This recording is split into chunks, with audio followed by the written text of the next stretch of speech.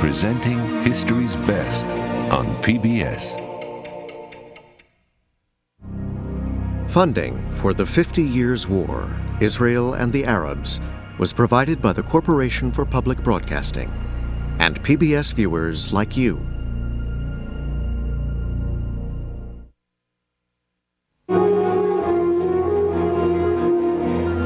Victory in the war has not brought the hoped-for solution to all the problems in this part of the Middle East. Egypt, for example, declares that she will not reopen the Suez Canal until Israel gives up Arab territory she has conquered, which the Israelis are not prepared to do. Israel's new Prime Minister, Mrs. Golda Meir, visited troops in the Sinai Desert, not far from the Suez Canal, where the shells continue to fly. He wanted a chance to inspect and talk to the men who are living face to face with the realities of the Middle East situation.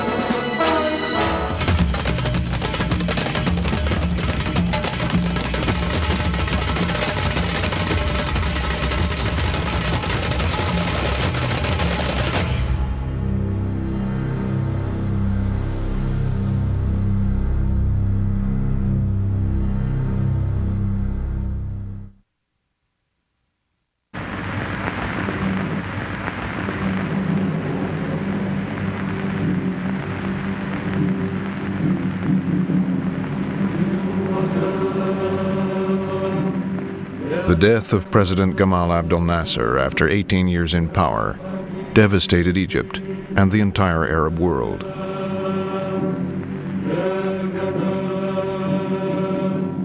His successor, Vice President Anwar Sadat, was considered little more than a figurehead.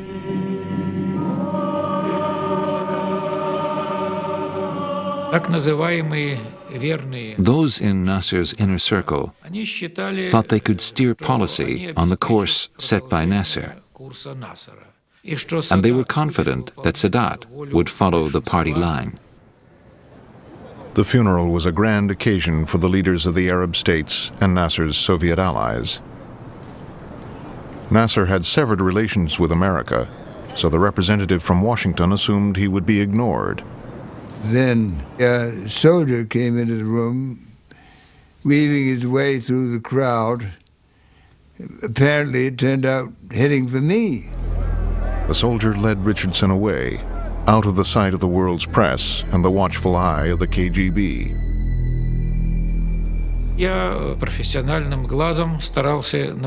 I was trained to spot anything that was going on, but it was difficult in that chaos. We went down the stairs.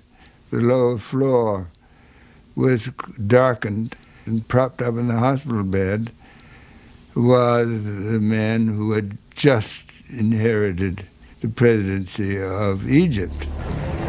President Sadat was resting away from the crowds after apparently suffering from heat stroke.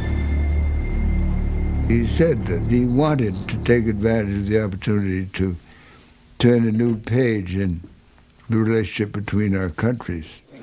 The next day, Sadat put on a show for the American media. Egypt was a Soviet client state. Sadat considered Israel to be an American one. The United States provide Israel from the loaf of bread to the phantom to the even deficit in the budget itself. So it is the vein of life. Vein of life for Israel goes from the United States. Sadat didn't want to negotiate with Israel himself. He wanted the Americans to intervene, to deliver to Egypt the territories lost in 1967. In the 3 years since the war, Israel had established a formidable defense line along the Suez Canal, 70 miles from Cairo. What are you doing? I'm getting ready to blast you Israelis. Why? Because you Israelis occupy our land. The Suez Canal had been closed since 1967. Sadat now told the Americans that if Israel moved back a few miles from the canal, he would reopen it, even to ships trading with Israel. Sadat's proposal followed statements made by Moshe Dayan, Israel's defense minister. Dayan said that the Sinai should eventually be returned to Egypt.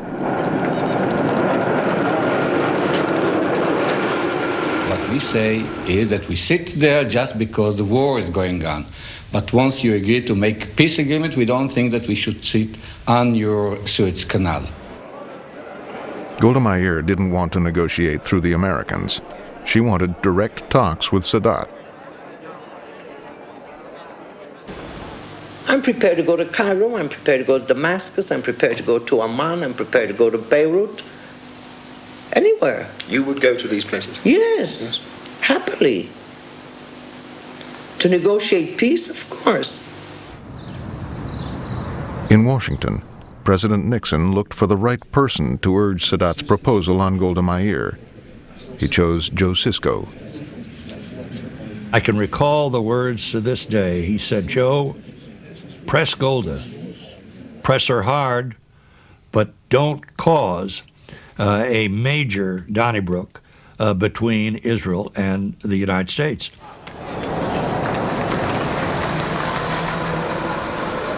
Sisko met with the entire Israeli cabinet, but only Golda Meir negotiated. Golda Meir took it upon herself to do all of the talking. It was interesting to see everyone here, all the ministers, nobody opening their mouth. What they did to release their tension was sending little notes to each other. I sent Dayan a chit saying, "Listen, Moshe, I think we can get you some support." He sent back a very abrupt reply saying sarcastically, "Thank you very much. But if Golda is not for this, then I'm not for it either." Sisko saw that something was happening, that nobody was supposed to speak there, and so he was a very smart negotiator. He asked the Prime Minister whether he is permitted to ask the Minister of Defense one question, a professional question. So what could she say? I said to him, "Mr. Minister, if we don't do anything, what do you think is going to happen?" Dayan said, "Well, I cannot imagine that any government will tolerate indefinitely a situation where a strong army is poised at the gates of its capital." He was exaggerating. After all, our forces were at a distance of more than 100 kilometers from Cairo, and this will lead to war. Golda Meir still insisted on direct talks. The next day, I walked up with these flowers, rather gingerly, and she said to me, "Oh, Joe, now you're saying it with flowers. It won't do you any good." In Cairo, Israel's rebuff almost brought about the downfall of the man who had proposed the initiative, Anwar Sadat. So he reversed course and tried a tactic more likely to win Arab support. War is now inevitable. Whatever the price, whatever the sacrifice, we will not back down. We will not give up 1 centimeter of Arab land. I thought of Sadat as a character out of Aida. I didn't take him seriously. He kept making grandiloquent pronouncements. He never acted on them. So I, frankly, thought he was bluffing. Kissinger was too preoccupied with the Vietnam War to give the Middle East much attention, even when Sadat made another offer.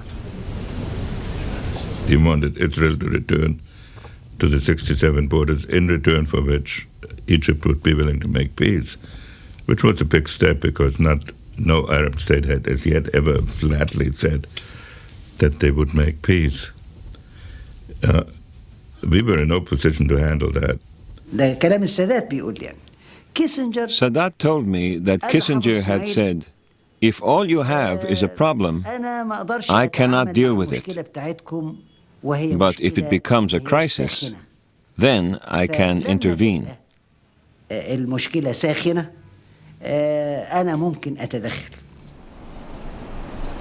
Disappointed with American diplomacy, yet still unwilling to talk to Israel directly, Sadat set out to prepare for war. في منزل الرئيس السادات في الجيزة وقال The High Command met at Sadat's house in Giza.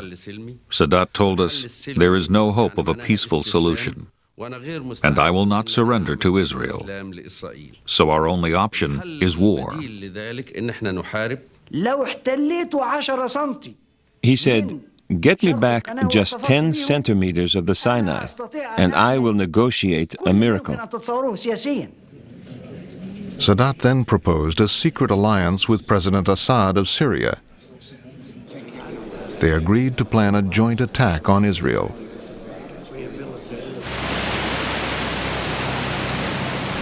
Syria's top generals sailed to Alexandria to meet their Egyptian counterparts. I went on a Russian ship, dressed in civilian clothes. I had a fake Egyptian passport and was using an alias, Jamal Hassan.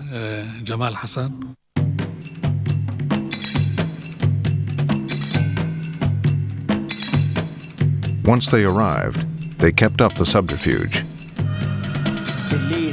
In the evenings, we went to a nightclub, the Mumtaza. We were drinking and having fun. We wanted people to think we were just enjoying ourselves and that we did not have a care in the world.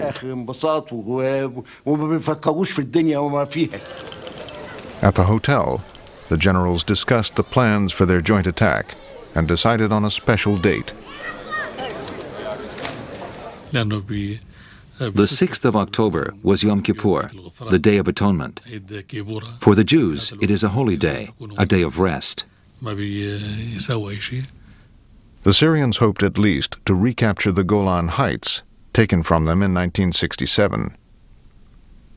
To keep Israel's troops tied down, they needed Egyptian forces to advance across the Sinai. But the Egyptians had their own plan. They intended to limit their advance to territory protected by their anti-aircraft missiles in Egypt. Our missiles could protect us for up to 12 kilometers. That would compensate for the inferiority of our Air Force. Egypt's chief of staff urged Sadat to stick to their own plan. He said, "Okay, we'll draw up a plan to show to the Syrians." This second plan had us advancing to the Sinai passes, but it was done just for the Syrians. So it was agreed that the Egyptians would advance to the passes. They would pause to reorganize and then go forward again. Meanwhile, we would occupy the Golan Heights.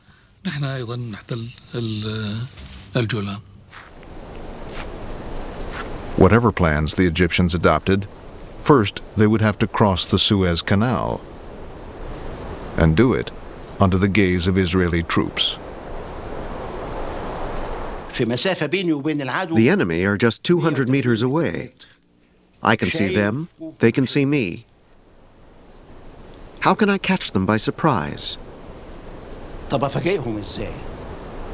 I must hide my intentions.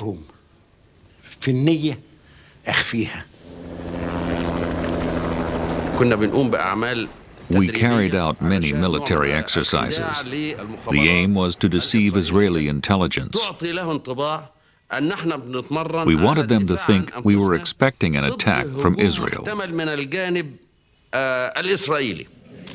Now, the presidents of Egypt and Syria also set out to deceive their fellow Arab, Jordan's King Hussein. They claimed Israel was about to attack them. Sadat and Assad were worried about an attack on Syria that could have one of its hooks come through northern Jordan. In the final analysis, I assured them that as far as we were concerned, no one is going to use our country to attack anyone. King Hussein smelled a rat. The last time Egypt and Syria had maneuvered him into a war with Israel, he had ended up losing a large slice of his kingdom.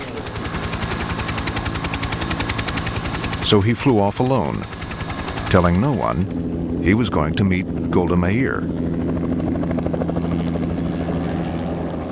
I was very concerned and worried that a state of no peace and no war was going to end us up in serious difficulty. King Hussein talked about only one thing. He warned us to expect an attack from Syria and Egypt. The Prime Minister received the king alone, but the head of Israeli military intelligence was listening, as Hussein warned of the Syrian-Egyptian preparations for war. She was not convinced this information was reliable. You see, King Hussein himself was not 100% sure. Instead of mobilizing the Israeli reserves, Golda Meir kept in place the usual 450 troops along the canal.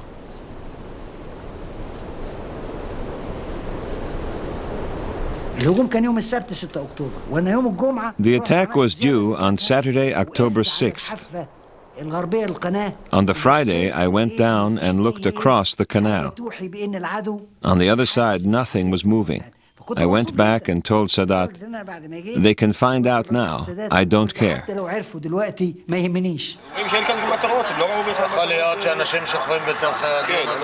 It was not till dawn the next day, as most Jews were preparing to go to synagogue for Yom Kippur, that Israeli intelligence finally became convinced that Egypt and Syria would attack within hours.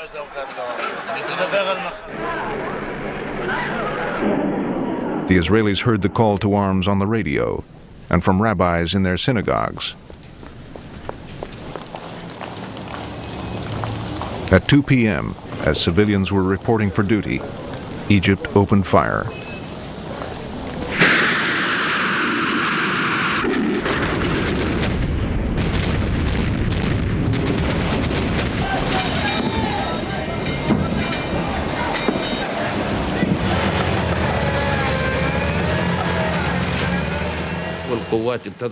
Our troops crossed the canal. They were shouting, "God is great, God is great," and they planted the Egyptian flag on the Sinai itself.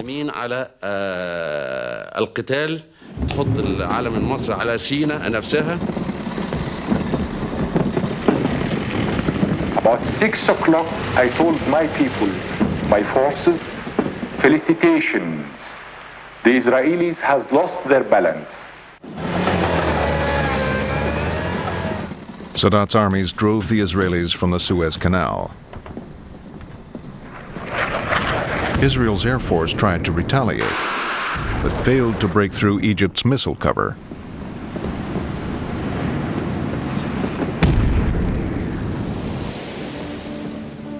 The Egyptians advanced 8 miles into the Sinai and then stopped, as planned.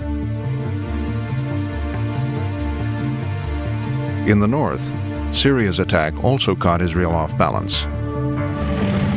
600 Syrian tanks rolled over Israel's defenses and across the Golan Heights.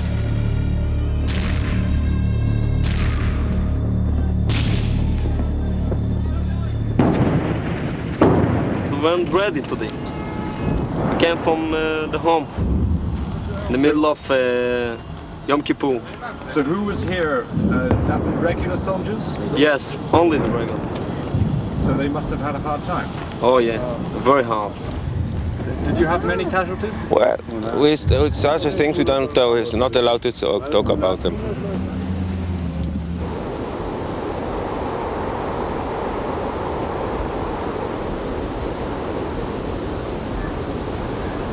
The Syrians were expected to press their advantage.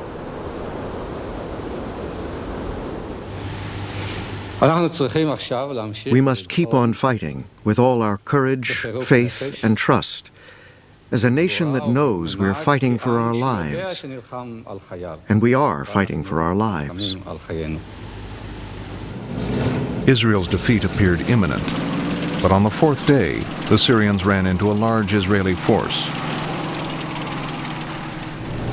Israel had been able to divert troops to the Syrian front because the Egyptian army had halted. Syria's President Assad demanded to know why the Egyptians were not advancing through the Sinai as agreed. The president kept phoning Sadat and insisting, "This is not what we agreed." Sadat never gave him a straight answer. Syria appealed over Sadat's head to the Soviet Union, still Egypt's patron. The Soviet Prime Minister came to Cairo to sort things out. Prime Minister Kosygin kept asking Sadat why his forces had stopped without taking the Sinai. He was infuriated by Sadat's answers. Он полностью не удовлетворен разговорами с Садатом. President Sadat yielded to Soviet pressure and gave the order to advance, much to the dismay of his chief of staff. It was doomed to failure from the start. Israel's air force was much stronger than ours.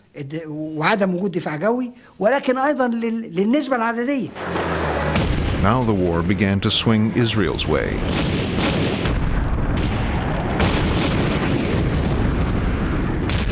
In 3 hours, 250 Egyptian tanks were destroyed. But Egypt still had 2 armies in the Sinai. The Israelis planned a daring coup. They set out to cut through the gap in the Egyptian lines, create a bridgehead over the canal, and sweep around to isolate the Egyptian Third Army. The architect of the plan was General Ariel Sharon. We slipped through the Egyptian lines without major problems.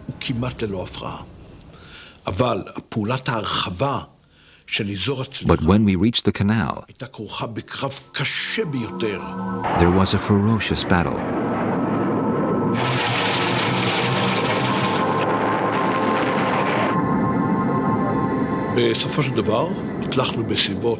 Eventually, at 1 in the morning, the paratroopers crossed to the other side in dinghies. The next day, Israeli forces raced across the canal to secure their bridgehead. I was at the canal. I could see the tanks crossing and the trees on the other side.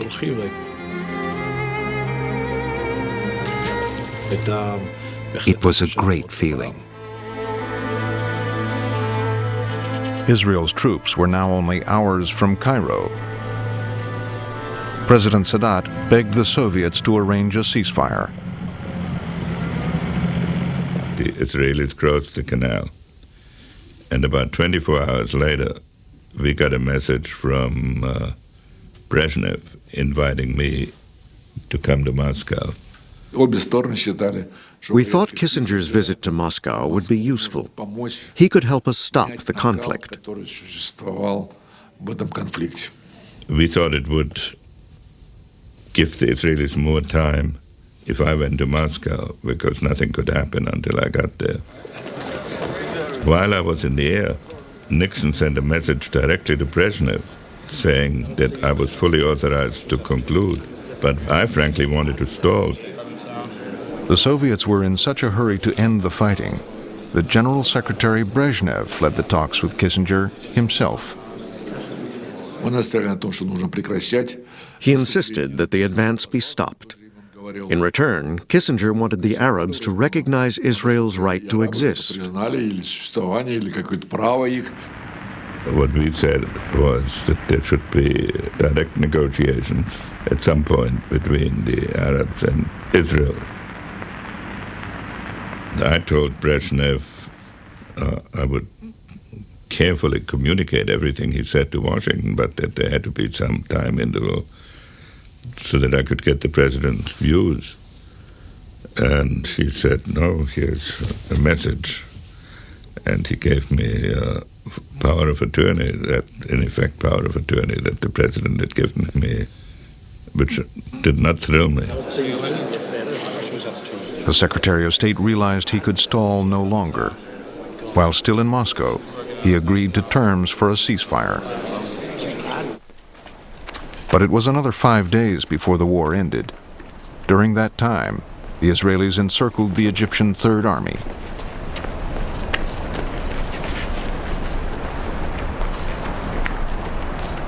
A day later, the opposing generals met in the desert to work out how to disentangle their forces. It was the first formal meeting of Egyptian and Israeli officers in 25 years.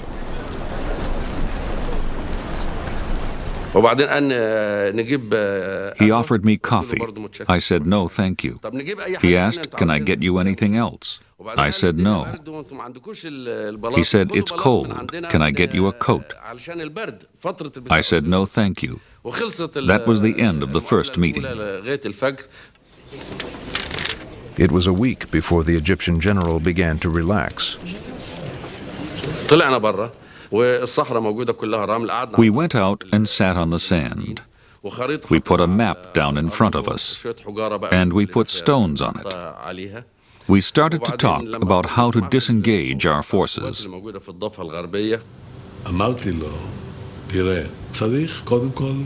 I said, look, we have to end the friction between our forces. The answer is, you go back to the west side of the canal, and we will pull back to the east side.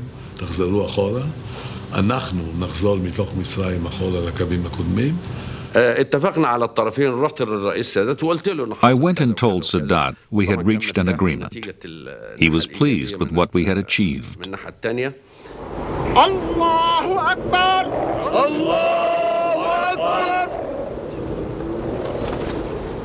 Allahu Akbar! Each side's dead were returned, and Israel allowed supplies through to the trapped Egyptians. But Sadat wanted more than a ceasefire and a disengagement. He wanted the Sinai back. But once again, he would talk only to the Americans. He came out in military uniforms and said, I need a Kissinger plan. I agreed to do a shuttle and settle it fast, and he said he would make major concessions to make it possible. Kissinger decided the way forward was to bring all the parties to a peace conference in Geneva. I never thought you would kiss a woman. It's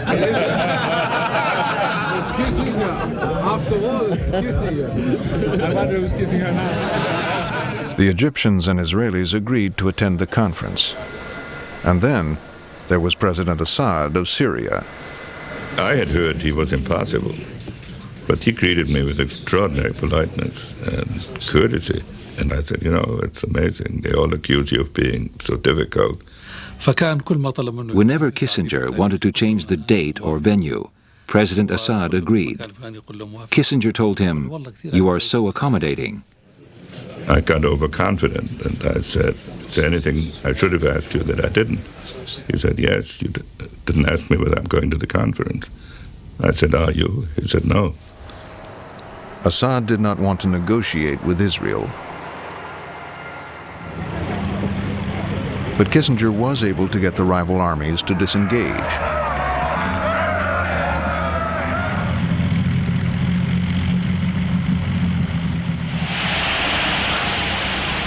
Sadat then attempted to strengthen his hand by embracing Syrian and Palestinian objectives.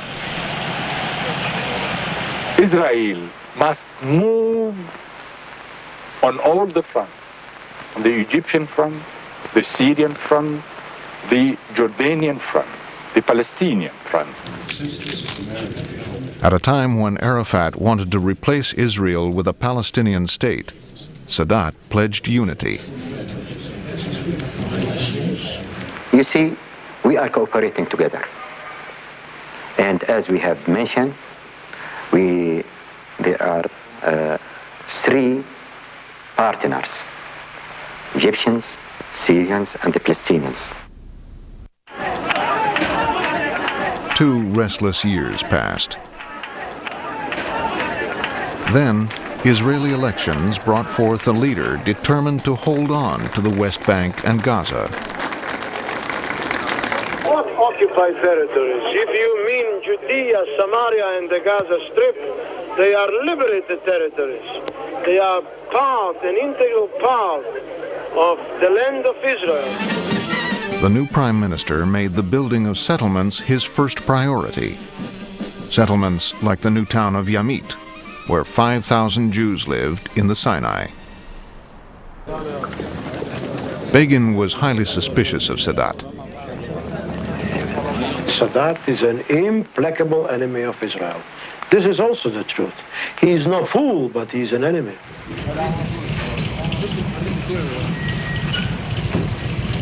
Sadat's response would write his name indelibly into the history books.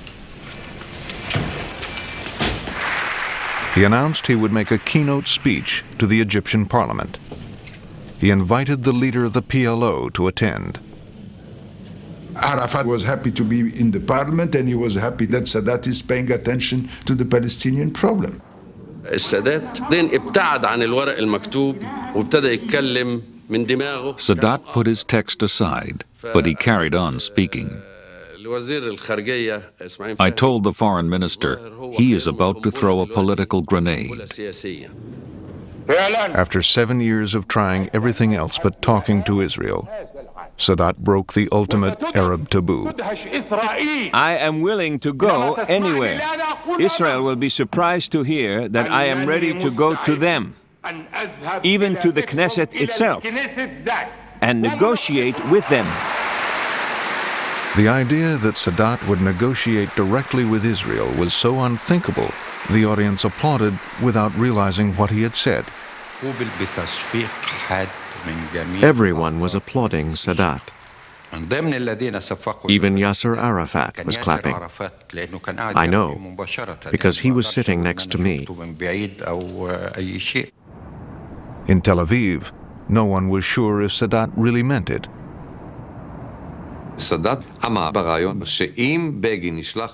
then said if Begin invited him, he would come next week. The next day, Prime Minister Begin was hosting a lunch at the Hilton Hotel.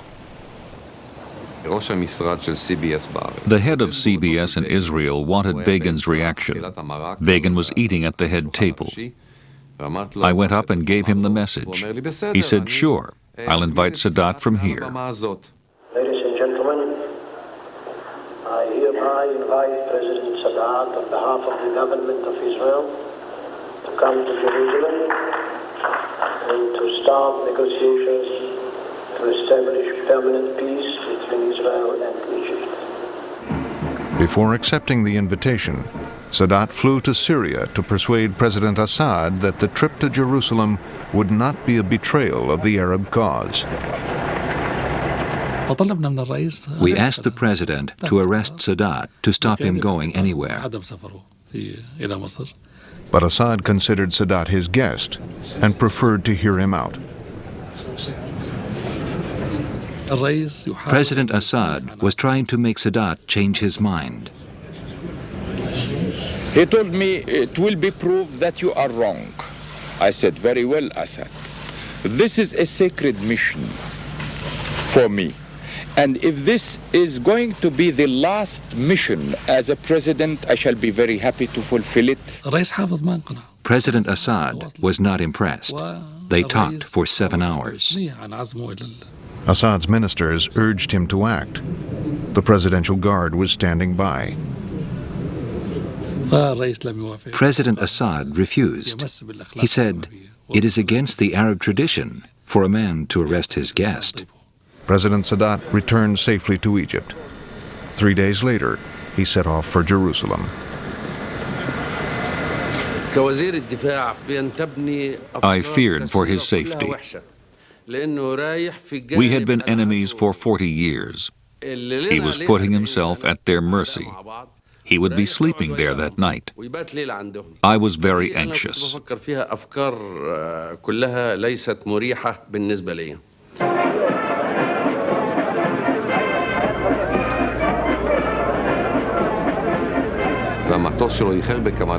Sadat's plane was late. I overheard a senior security officer talking. He was saying, hold on, maybe instead of Sadat, there is a suicide squad on the plane. And they will jump out and kill the assembled Israeli leaders.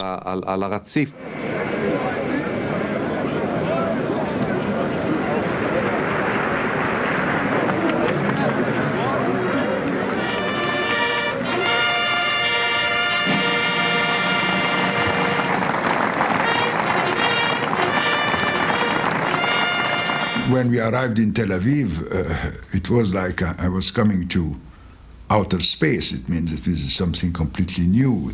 I find myself in a car, sitting near Moshe Dayan, and we have to find how to begin a conversation. And I have read in the book that he was interested in archaeology. So I mentioned that I was interested in archaeology, and we begin to talk archaeology. The Israeli people greeted Sadat's arrival from Egypt as though he were Moses, come again.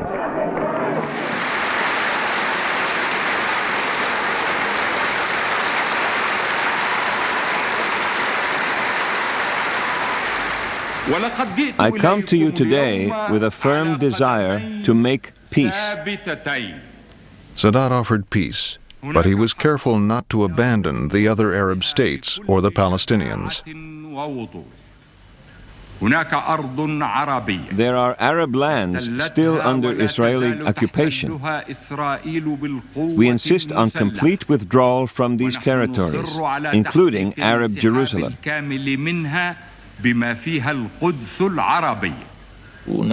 It was quite a speech, quite disturbing. I passed a note to Begin saying we must be on our guard. Ezra Weizmann, the defense minister, who was a great advocate for peace, said when he heard the speech that maybe we should mobilize the reserves.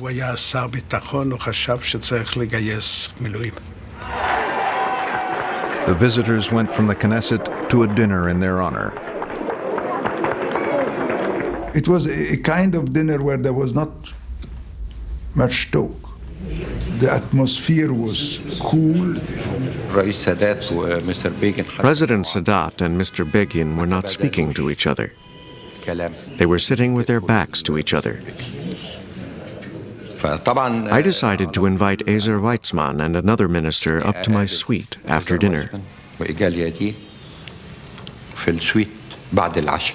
Mustafa Khalil told me, we have to do something. Otherwise, the whole trip will be without any follow-up. What about having a meeting together? I say, no objection. So now I found myself sitting with our worst enemy at the King David Hotel, drinking Black Label. I want to enter directly in the process and mentioning what are the problems of Cairo today and the problems of Egypt, and this is why we need peace. I said, let me show you something. I took him to the window. I said, take a good look. Do you really think you can divide this city? I say the solution is this direct talk with the leadership of Israel, and through this direct talk, direct contact, everything will be solved.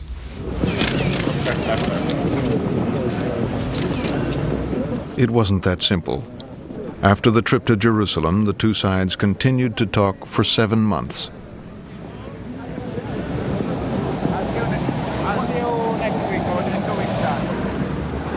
But Begin would not give an inch. Sadat confided in the new President of the United States. Sadat felt that the peace process, instead of having been moved forward, had actually been almost terminated by a fruitless gesture to go to Jerusalem. So he was quite discouraged. I asked President Carter, the Senate, the Congress, to take their share as full partners in the dispute that's between us and Israel. I'm waiting for this moment. I found myself isolated from all my advisors. All of them thought that it was a bad idea. President Carter then set out to resolve 30 years of conflict in a week of talks at the presidential retreat at Camp David. We arrived by helicopters, and we find this kind of small bungalows in the forest. People quite relaxed. People were using bicycles, and it was quite strange for us. Some of the Americans even brought their children. The National Security Advisor challenged Israel's prime minister to a game of chess. and got a preview of his negotiating technique. I was about to make my first move when he dramatically seized my hand in midair and looked me straight in the eye and said, and he's always very serious and formal, "Dr. Brzezinski, do you know when I played my last chess game?" And quite frankly, I was a little dismayed because I couldn't care less. And he says to me, "September 1940, when the NKVD broke into my hiding place in Vilna to arrest me." So I said to myself, oh my God. And in the midst of the game, Mrs. Begin appears. She looks at us and says, "Oh, the two of you are playing chess. You know, Mr. Brzezinski, Menachem just loves to play. He just loves to play. He plays all the time." When President Carter brought the two leaders together, Sadat listed the demands: the return of the Sinai to Egypt and a Palestinian state in the West Bank, with its capital in Jerusalem. Sadat and I both knew that this was not going to be at all acceptable to me or the Israelis. We all hit the roof, not just Begin. They were taking a hard line. We all said, this simply won't work. They wanted to storm out, to terminate the talks. And I jumped up from the desk where I was sitting and writing and got in the door in front of them. And I wouldn't let them get out of the room until they both agreed to let me try to continue. And after that, the two men never saw each other for the next 10 days.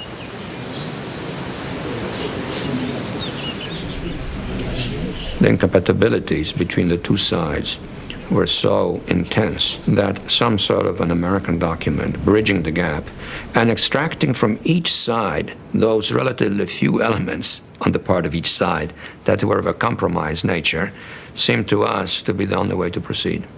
So I carried the same text back and forth. Begin and Sadat agreed to go with the same text, with brackets and modifications and marginal notes. Carter focused their attention on a clause that would require Israel to give up Gaza and the West Bank to the Palestinians.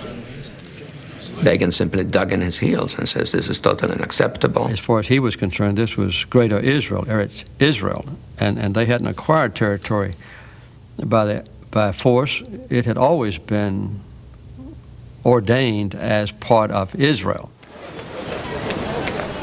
Begin remained intransigent, so Carter persuaded Sadat to give up his demand for a Palestinian state, to the outrage of his advisors. It was a real shock for us. Our main preoccupation was to avoid a bilateral agreement between Israel and Egypt at the expense of the Palestinians. But that wasn't enough for the Israelis. They say, no. They are refusing to withdraw from the Sinai, that they want to maintain the 3 airports, that they want to maintain the settlements. The Israelis delegated Moshe Dayan to convince Sadat that he would have to compromise on the Sinai, too. Dayan told him, "Mr. President, if anybody has told you that Israel can leave the Sinai settlements, they are deluding you." President Sadat was so upset that he asked me for airplanes. He said, "I'm leaving. If I cannot even get Sinai back, then what is the use of my continuing this peace process?" I asked Sadat if he would go back in his cabin and talk to me. All of his bags were on the front porch. I told Sadat he had betrayed our friendship. He had violated a commitment that he made to me, that he would give me full opportunity to resolve any differences that arose, and that I thought that his peremptory action in leaving without giving me another chance would also seriously and adversely affect the relationships between our two countries. Sadat unpacked his bags. Carter would now have to get the Israeli Prime Minister to yield. I was about to play tennis. I was dressed in whites. Begin was always dressed as if he was about to go to a funeral. And we went for a walk in the Camp David woods.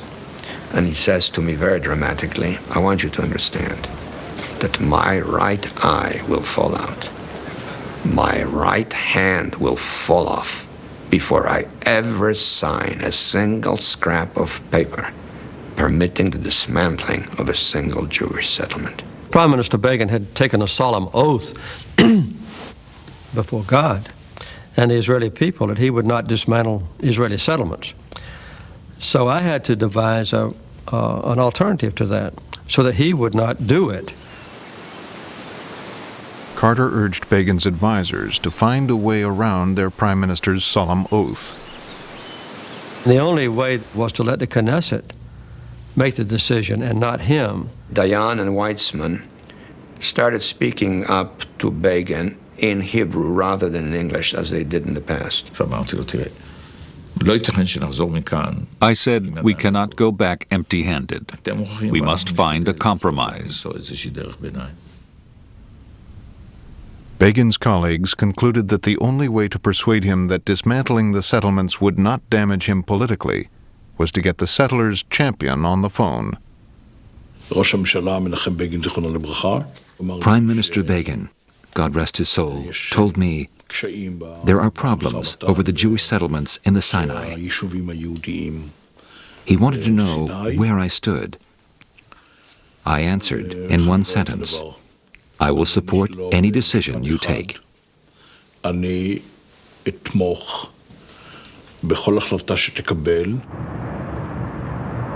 Prime Minister Begin's phone call opened the way for a White House ceremony.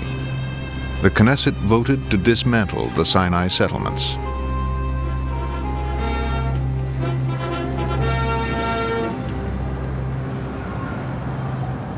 Egypt became the first Arab state to recognize Israel's right to exist.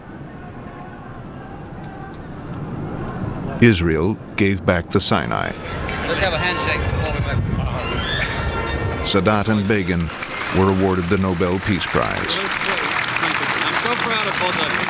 God bless you. While we have the ceremony and the different speeches and the different signature, we were listening to the Palestinians, which were outside, and were just shouting to remind us that the Palestinian problem have not been solved. The peace with Israel that Sadat concluded has lasted to this day. But many Arabs were enraged. 2 years later, at a military display in Cairo, Islamic extremists assassinated Anwar Sadat.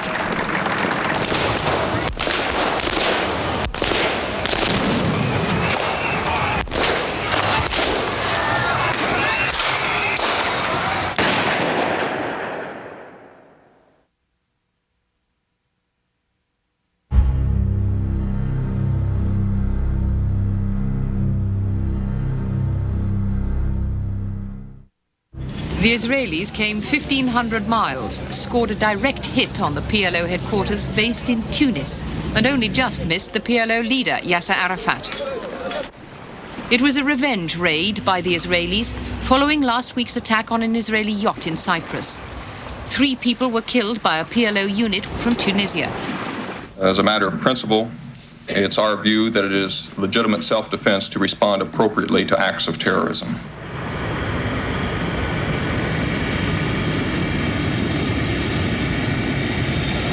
As terrorist warfare continued, a plane load of Israelis arrived at Heathrow Airport.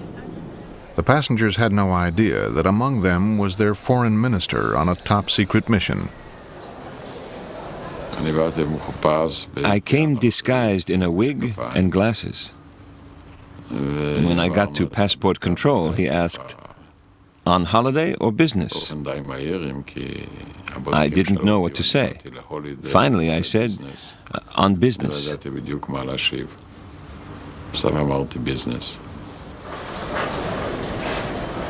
Shimon Peres wanted to extend the peace with Egypt to Jordan and the Palestinians.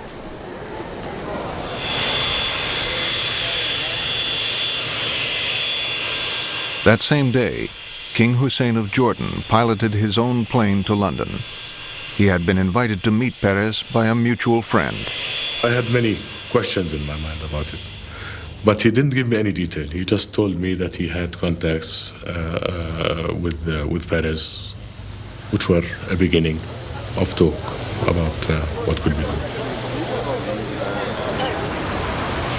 The British lawyer, Lord Mishkan, had provided the meeting place and given his staff the day off. King Hussein said, "We'll wash up the dishes." I immediately agreed. But Mrs. Mishon said no. She wouldn't dream of letting a king do her dishes. They now settled down to work out how to begin the process of negotiations.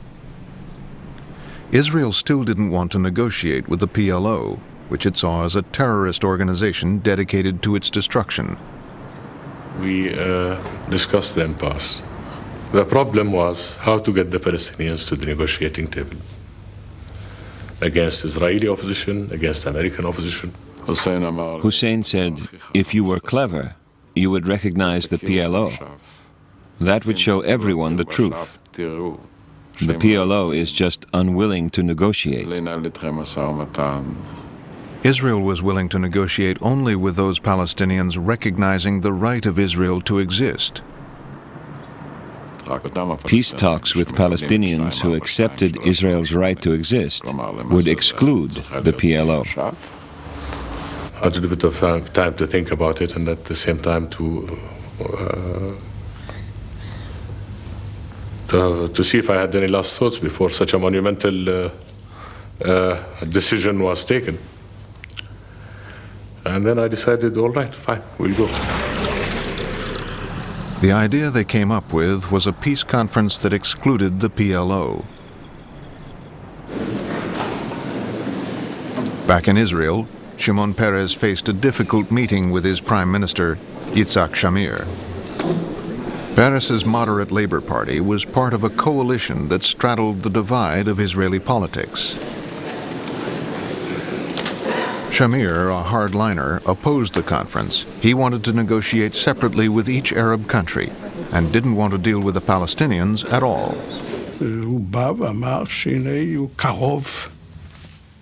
He said he'd agreed with King Hussein to hold an international conference. An international conference? For me, that would be as bad as a pig in the temple. Shamir mistrusted Peres. He feared Israel would be outnumbered by the Arab states at the conference.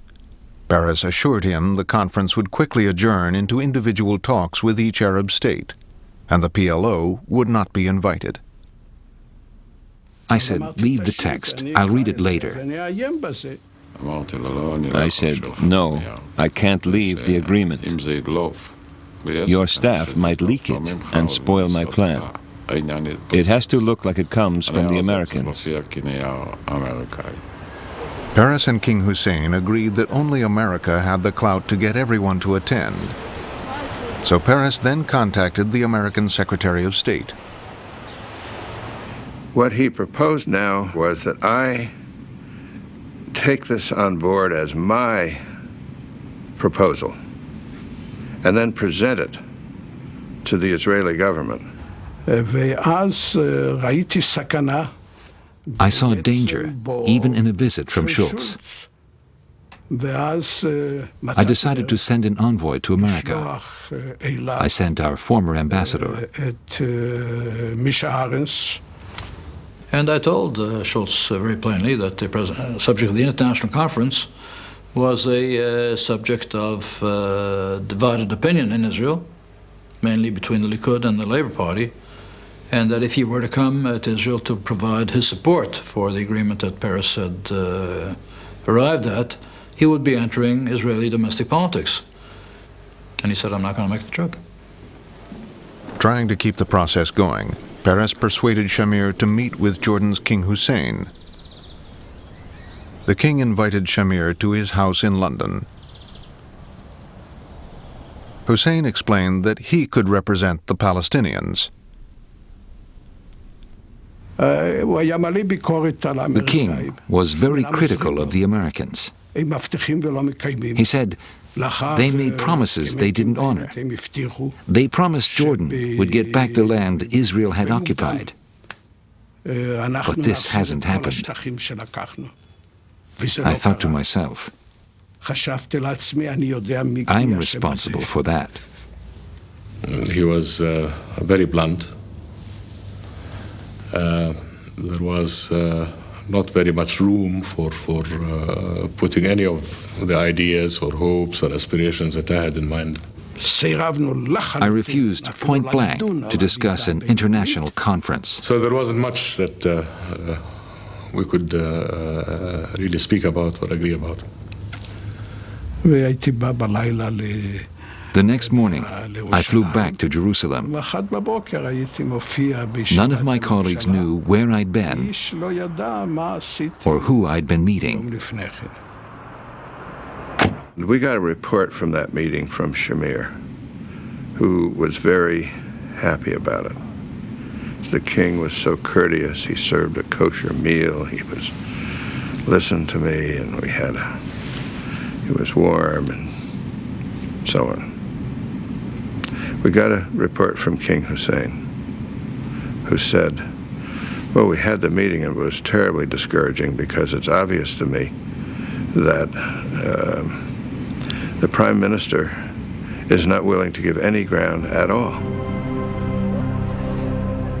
Shamir rejected Hussein as a representative of the Palestinians and repeated his unwillingness to negotiate with the PLO.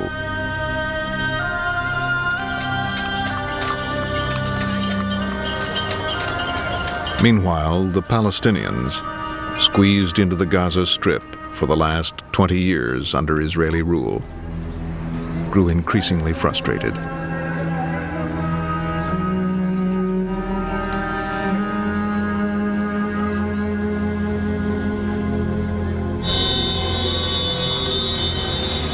On December 8, 1987, an Israeli truck accidentally hit a car carrying 4 Palestinian laborers.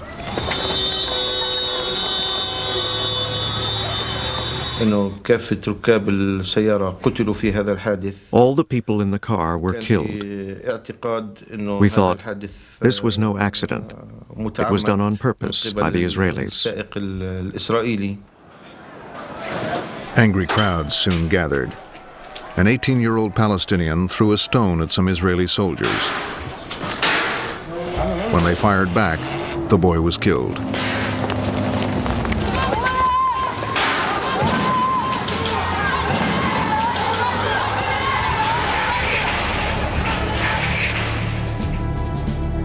The Israeli security forces then stepped up their presence in the occupied territories.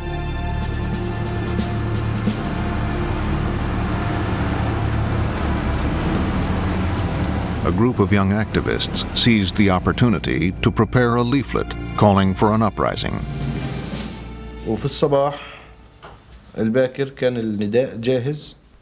Early in the morning, our leaflet was ready. We had cars standing by. We asked children and pregnant women to help. They could slip past the Israelis at the checkpoint. Palestinian workers were urged to go on strike. Shopkeepers were told to shut their businesses.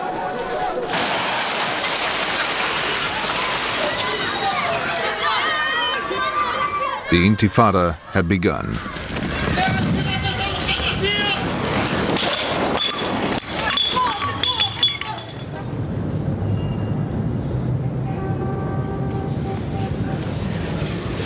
Yasser Arafat and the PLO leadership, still in exile in Tunis, learned about the Intifada from a newscast. It is the resistance and the revolution of all our children, or our women, or our people, or our men. This is the accumulation of the revolution. In fact, we didn't know who issued the leaflets. We were worried. We wanted to know who was behind all this. From the other end of the Mediterranean, the PLO could provide little day-to-day guidance to the Intifada organizers. the demonstrations which began in Gaza now spread to East Jerusalem and the West Bank.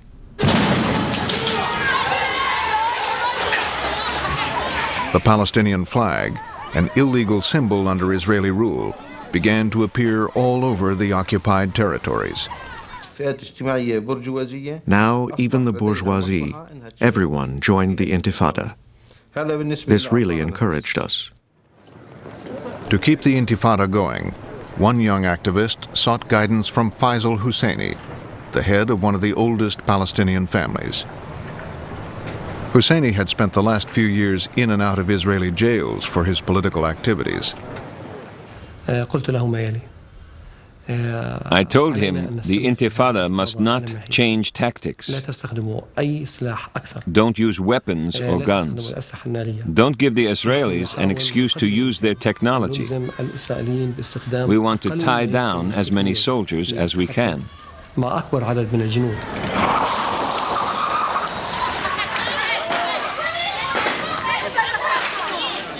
The strategy of minimum force caught the Israelis off guard.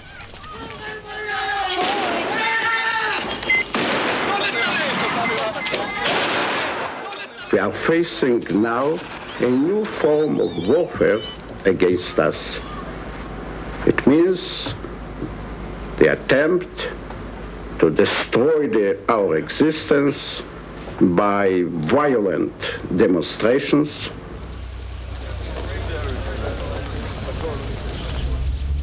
The Israelis tried to break the morale of the protesters with mass arrests. They blew up the homes of convicted terrorists. It is not a nice picture to witness blowing a house. I forced myself to be with the soldiers, understanding that they feel as I feel. When the Israeli cabinet met, members of the coalition argued about how best to end the Intifada. Arik Sharon bikesh et rashut hadibur. Ariel Sharon spoke up. In essence, he said, Mr. Prime Minister, we must order the army to suppress the Intifada. The army will find a way. Some of the ministers made horrifying suggestions. They suggested, send in the tanks, kill 1,000 and it will collapse. Order will be restored to Israel. We knew if we killed 1,000 it would get worse, and we would be branded war criminals.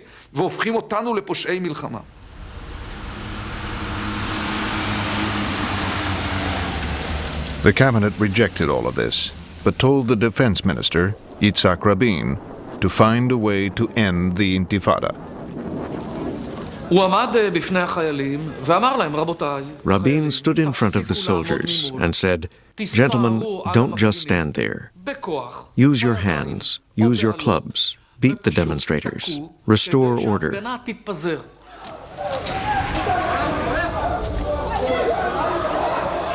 Trying to restore order without shooting the demonstrators, Rabin told his soldiers to club them instead.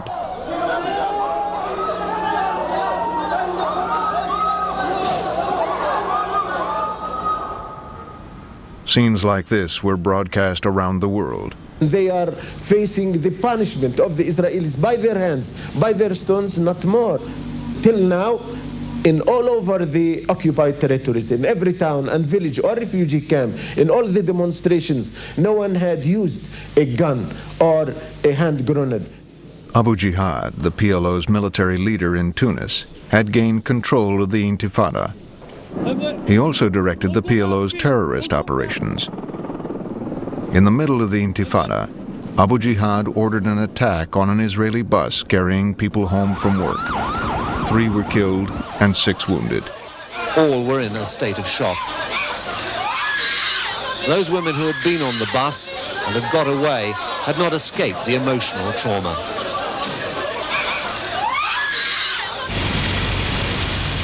A month later, an elite Israeli commando unit landed on a beach in Tunis. Mossad agents guided the commandos to the home of Abu Jihad. I was woken by the sound of people breaking into the house. Then I heard screams. I was terrified. I heard Abu Jihad moving, running from the desk to the cupboard where he took his pistol.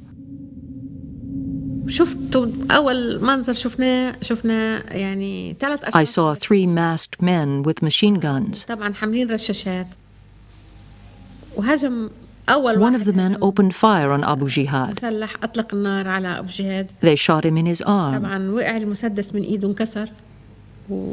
his heart.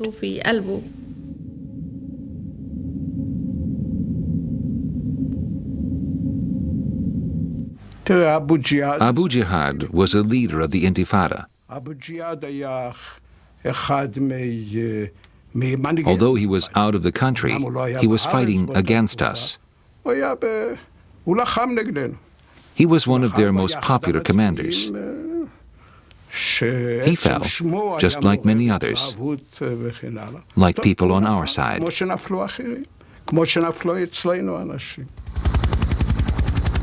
But in the intensity of the conflict, both sides were learning something about each other.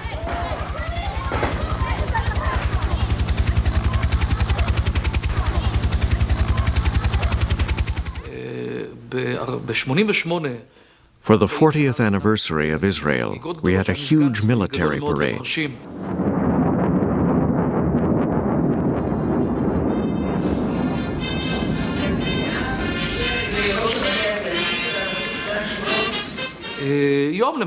A few days later, I was in the West Bank. I came across a group of young Palestinians. They knew me from TV.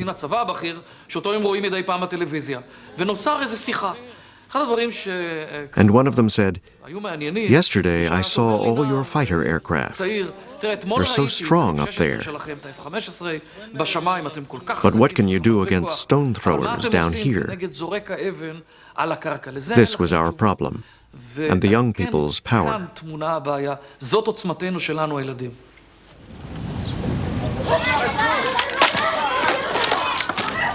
You know that if you beat them and shoot them and do whatever you want to them, they won't stop. We train to fight against the other soldiers. And now we fight against the people. It's difficult. Increasingly, Israelis asked themselves whether they could rule more than 1 million Palestinians in the occupied territories forever.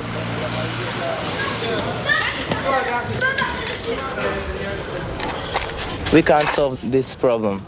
It's the government, it's the politician have to solve the problem, not we are.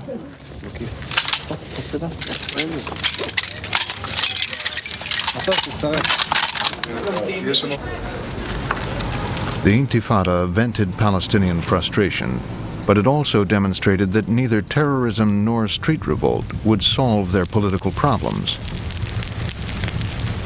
In Tunis, one PLO leader discussed what to do next with a colleague.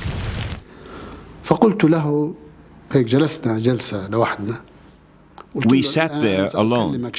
I said, I want to talk about something I've never mentioned before. Can I raise a taboo subject? He said, be my guest. The PLO had been created to reclaim all of Israel for the Palestinians. Now Abu Mazen suggested that they be realistic, that the only way to get back Gaza and the West Bank was to accept what they rejected 40 years ago, the partition of Palestine. I asked him, should we consider recognizing Israel? He said yes.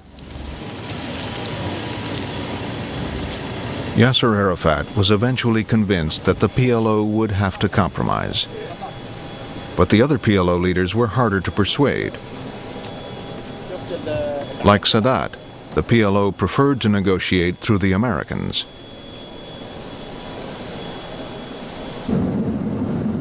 But the Americans laid down a condition. Yasser Arafat, the world's most famous guerrilla leader, would have to renounce terrorism.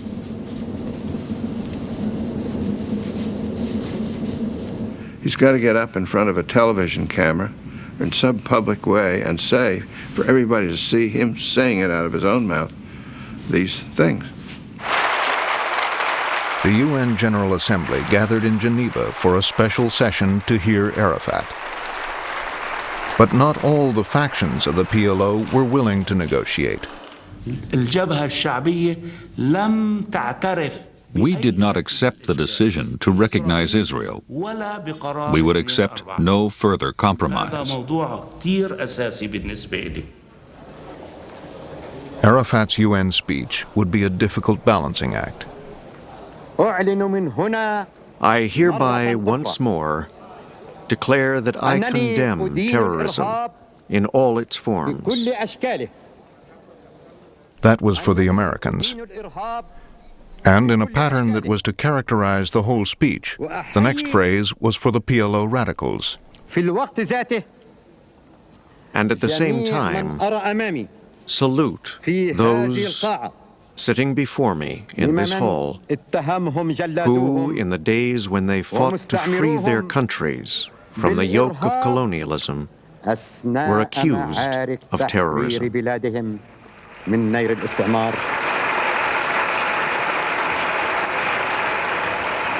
He concluded his speech convinced he had pleased everyone. I reviewed it with President Reagan, who was following this closely. And I said, well, Mr. President, in one part of his statement he said, unk, unk, unk. And the other part of his statement he said, kull, kull, kull. But nowhere did he say uncle. So, no, it's not satisfactory.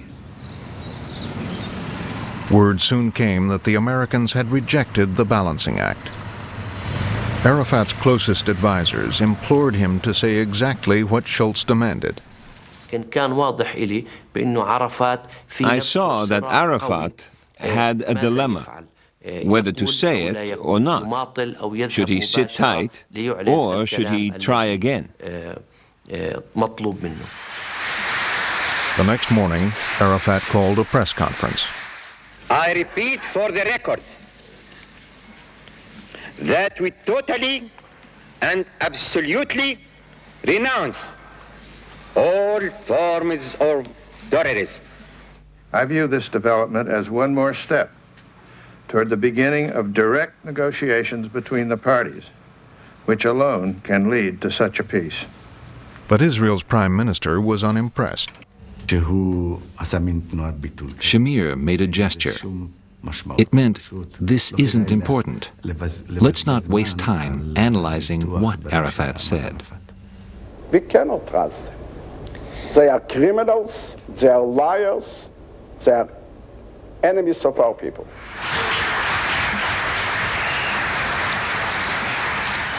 Shamir's view of Arafat was reinforced 18 months later.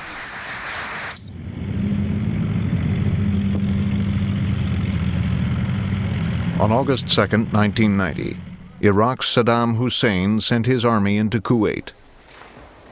He boasted that, in a war, Israel would end up in flames. Saddam's only support came from Libya, Sudan, and the PLO. You know, the war will not be only in Baghdad. This war, if it starts, it will be in the whole area. For this, it will be a real catastrophe. Israel prepared for an attack. As President Bush set out to build a coalition to force Saddam out of Kuwait, he traveled to Damascus to bring Syria into the fold.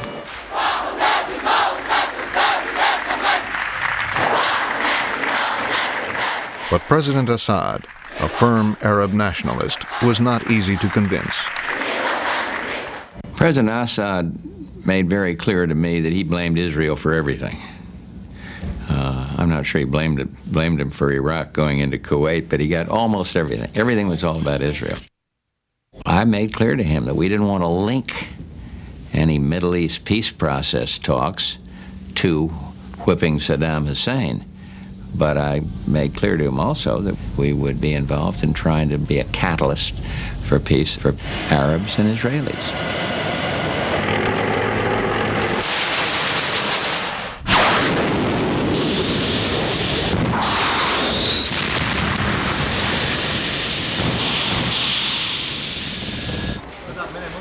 As the war started, Saddam ordered an attack on Israel with Scud missiles. Saddam hoped that by attacking Israel, he would get the support of other Arab countries. If Israel retaliated, he might be able to undermine the coalition against him.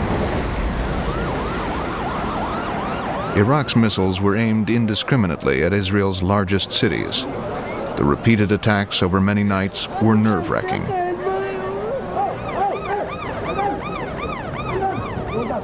The Israeli press reported that Palestinians celebrated as the missiles flew over the West Bank on the way to Tel Aviv. Chemical traces in one of the missiles even raised the possibility of a deadly chemical attack. We would like to see that threat removed, and we will take the actions that are necessary to remove it. I cannot tell you when, I cannot tell you where. In the end, Israel did not retaliate, but its leaders had learned a hard lesson about their vulnerability. Shamir was also absolutely convinced that, given the opportunity, Israel's Arab enemies would try to destroy it.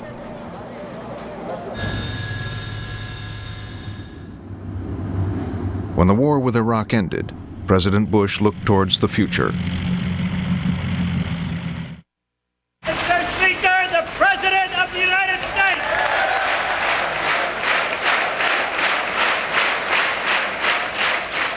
We must do all that we can to close the gap between Israel and the Arab states and between Israelis and Palestinians. There can be no substitute for diplomacy. The time has come to put an end to Arab-Israeli conflict. The idea was the president, at the height of his prestige, sending the Secretary of the State, at the height of his prestige, to the Middle East, and what we basically hoped was that no one would have the nerve to say no to the United States at that moment. Bush instructed Secretary of State James Baker to persuade the Arabs and Israelis to attend a new peace conference.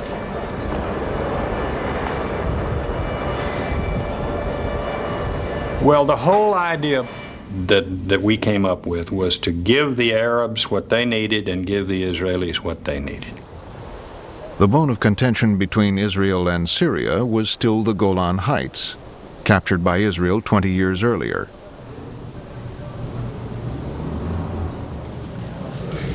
In Damascus, Baker suggested to President Assad that if he came to the conference, Israel might negotiate a withdrawal from the Golan Heights. We are not negotiating whether the Golan would come back or not, whether part of it would stay under the Israeli control or not. The whole of the Syrian Golan should come back to Syria. Having gotten nowhere with the Syrians, Baker then tried to tempt Yitzhak Shamir to the peace conference. I remember saying it's going to be one big meeting that is going to lead then to bilateral negotiations, so that the Israeli government could say, well, this is really not an international conference. I wouldn't even consider it. It meant negotiating with PLO terrorists. Baker promised Shamir he would not invite the PLO to the conference. Baker then went to meet Palestinian leaders from the West Bank and Gaza. We in the PLO leadership opposed them meeting Baker.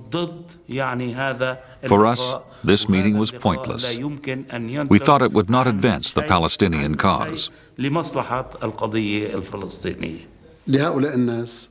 Some comrades argued that the Americans wanted to create an alternative leadership to replace the PLO.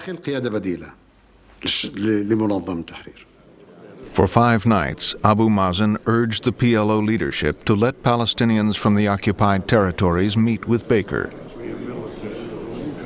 Finally, Yasser Arafat decided he had nothing to lose. Only it is a meeting,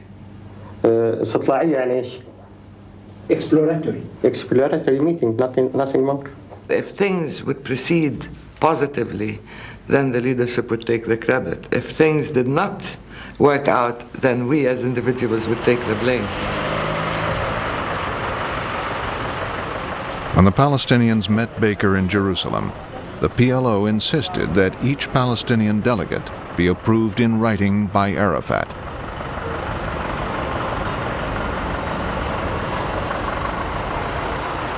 I said to him, Mr. Secretary, this meeting could not have taken place without the authorization of President Arafat personally. And I took the letter out of my pocket, showed it to him. I reminded them that the PLO, their organization and their chairman had made a serious mistake in backing Saddam Hussein in the Gulf War. He sat like this. I pulled my chair around and faced him. We confronted each other just like two fighting cocks.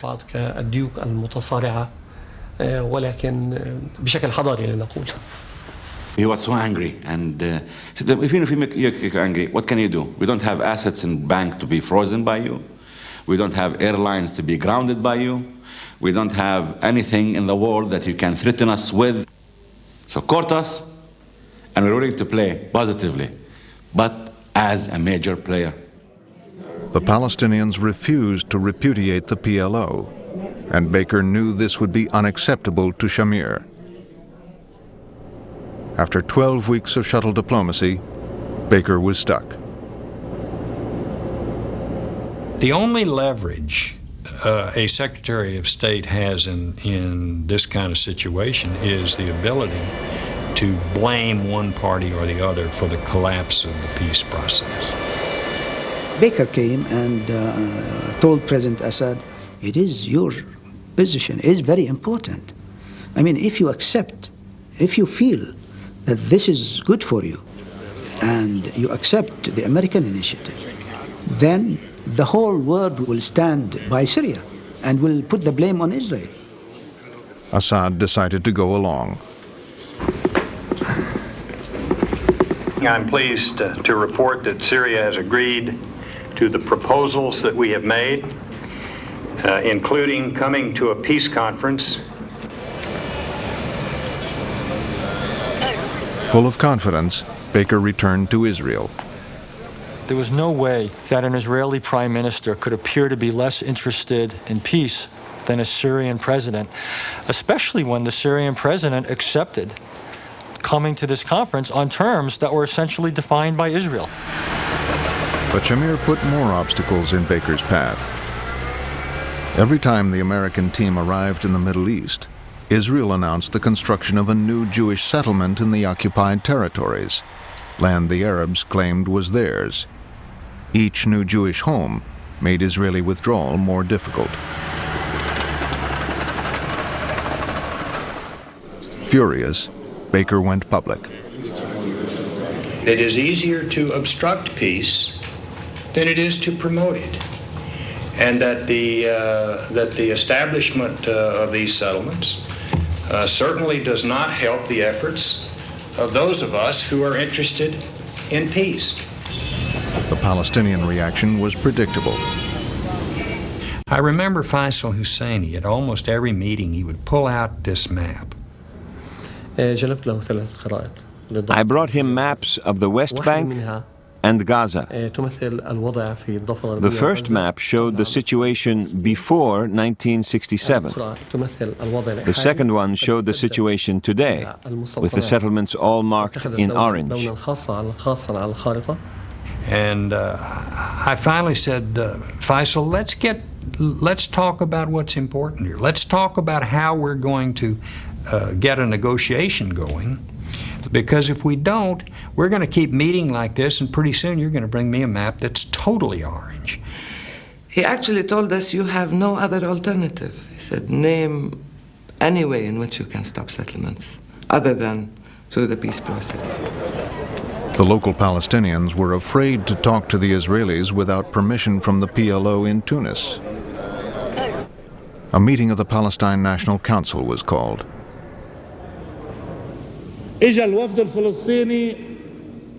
Our delegation asked Baker, could the refugees return? He said no. Will there be a Palestinian state? He said no. Will the PLO be on the delegation to speak for us? He said no. Chairman Arafat knows that these answers are accurate. They are no, no, and no.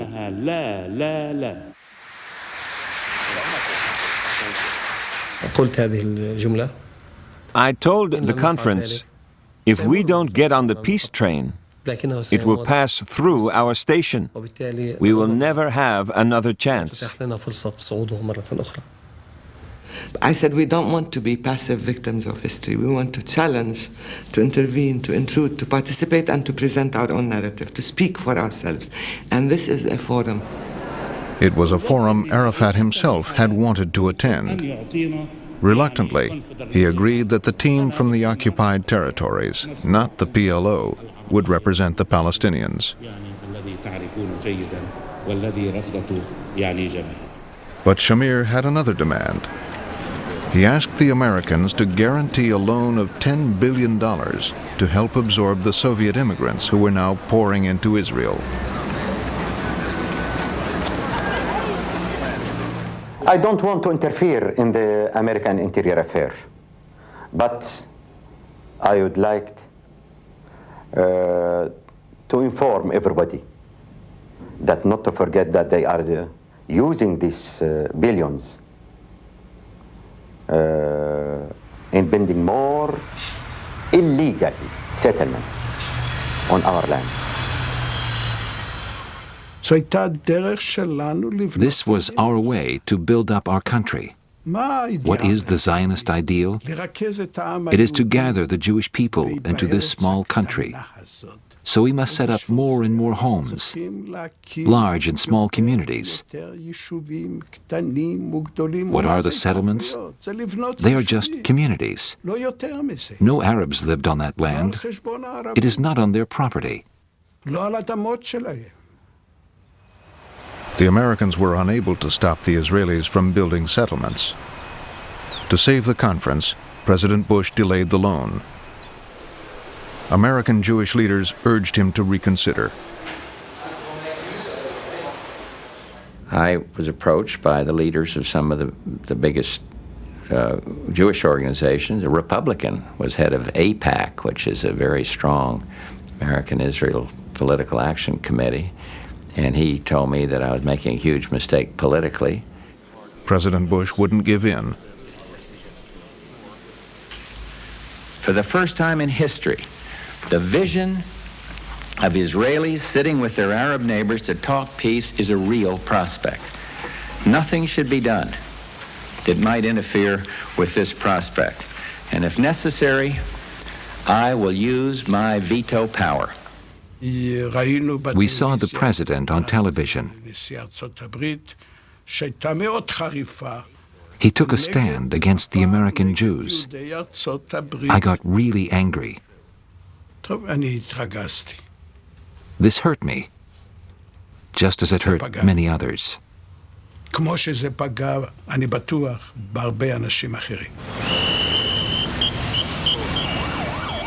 Bush had faced down Shamir.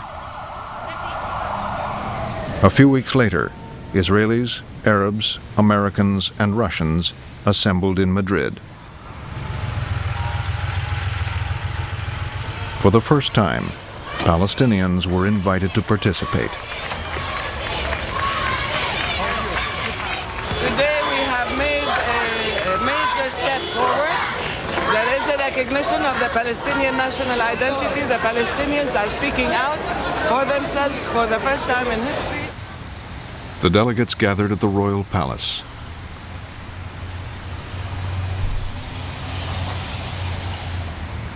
I will never forget the emotion I felt when, with Gorbachev next to me, we walked into this room in Madrid, and there, across the table, sat Arabs and Israelis. We come to Madrid on a mission of hope. Everyone expected each Middle East delegation to be led by its foreign minister. But Shamir had a better idea.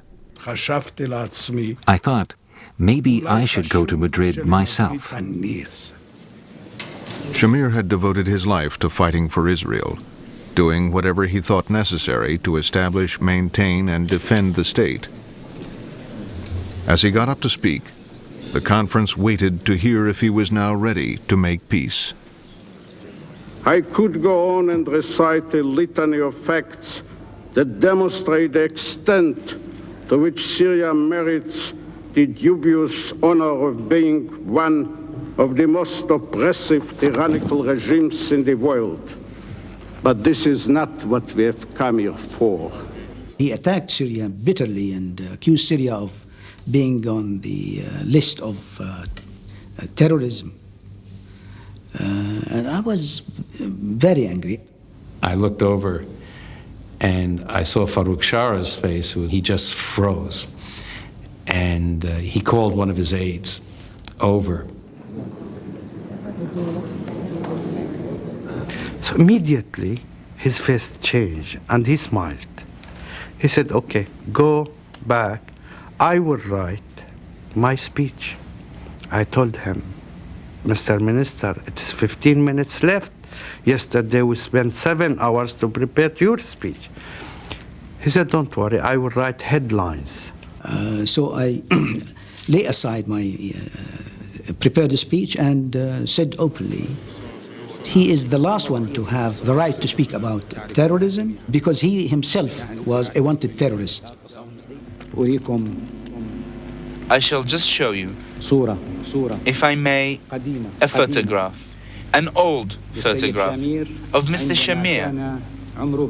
Why was this picture distributed? It was distributed because he was wanted. He helped in the assassination of Count Bernadotte, the UN mediator in Palestine, as I recall, in 1948. He killed peace mediators. I remember the faces of the Israeli delegation. They were colorless.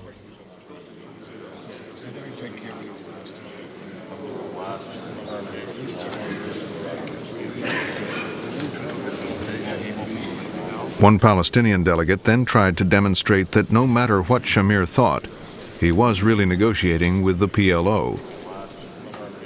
So I said the only thing that symbolizes Palestinians is the black and white kufiya, which President Arafat wears all the time. So I decided to put it in my shoulder.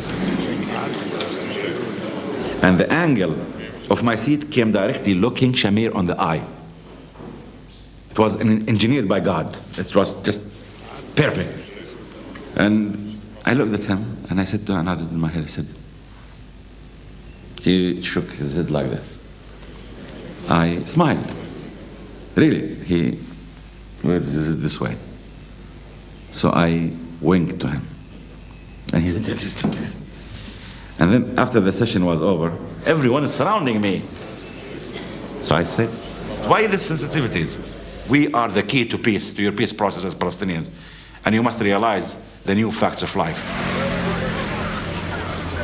Amid mutual recriminations, the conference broke into one-to-one talks between Israel and the Arab states. We and the Syrians moved to opposite sides of this big table. We sat frozen, like robots. The Americans and Russians got out as quickly as they could. They were glad to escape. It was difficult, half an hour. For me, for example, this will be the first time I sit face to face with the Israelis. The Syrians wanted us to commit to a withdrawal from the Golan Heights. We didn't want to get into all that. The withdrawal should not be a question for negotiation. The withdrawal is either there would be a withdrawal, full withdrawal, or there would be no peace. The moment we would have said that we were ready to withdraw, this might have ended the whole thing, and the Syrians would have avoided the main question for us. That was the character of peace. the end of terrorism, the terrorist organizations with their headquarters in Damascus? And what about Hezbollah and Lebanon under Syrian occupation? All these topics were raised, and every time we tried to break this dogma of the Syrians. When they finished, the Israelis returned to their hotel, telling the waiting press that all their suggestions to try to build trust had been flatly rejected. There had been no handshakes, no smiles, little personal contact. I don't want to say that they were a complete failure, because the very fact that we were sitting and talking is in itself already an achievement. But the substance was, as I said, futile. The Syrians, too, were unimpressed by their meeting. I would like to express our regret for leaving this city, Madrid, without having tangible results from the bilateral talks that our delegation held yesterday with the Israeli delegation.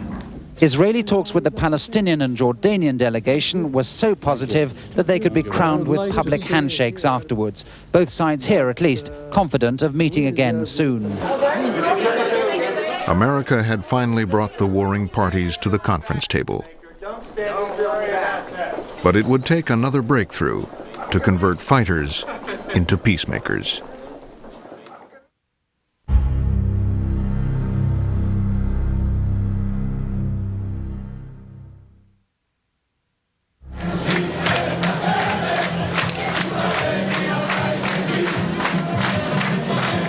Yitzhak Rabin's stunning election victory brought the Labor Party back into power.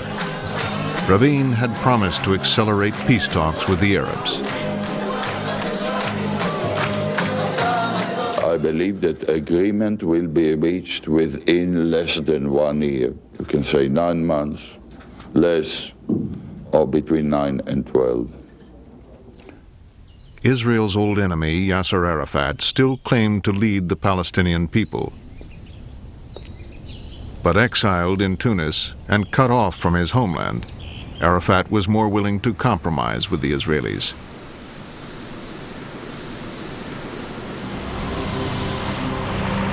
In London in December 1992, a PLO representative from Tunis was on assignment.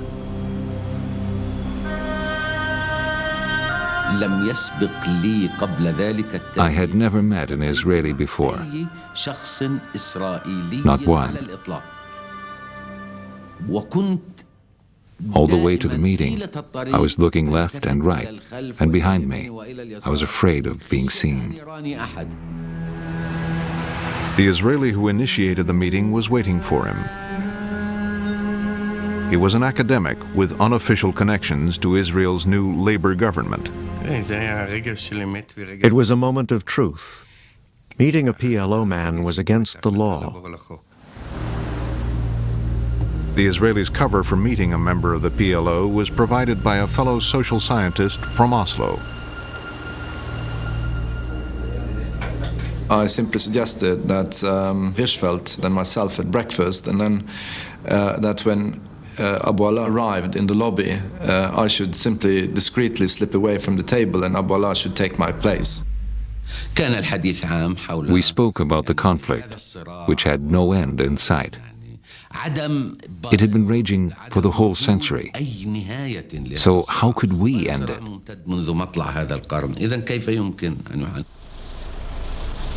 PLO headquarters in Tunis awaited his report. Abu Ala told us what had happened. I said, if they ask you to go again, go. He asked, what's the point of talking to these people? I said, well, there must be something behind it. At the same time, official peace negotiations begun in Madrid continued in Washington, where a delegation of West Bank Palestinians were getting nowhere. Bypassing the delegation to talk directly to the PLO was thought by some Israelis as a better way around the impasse. But even the PLO did not speak for all Palestinians.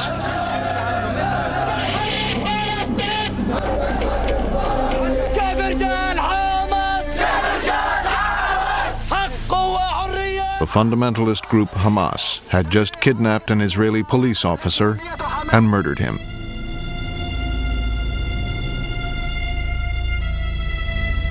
We have to take a measure that will speak not by words, but by deeds. Rabin ordered Israeli security forces to round up and deport 415 Hamas activists.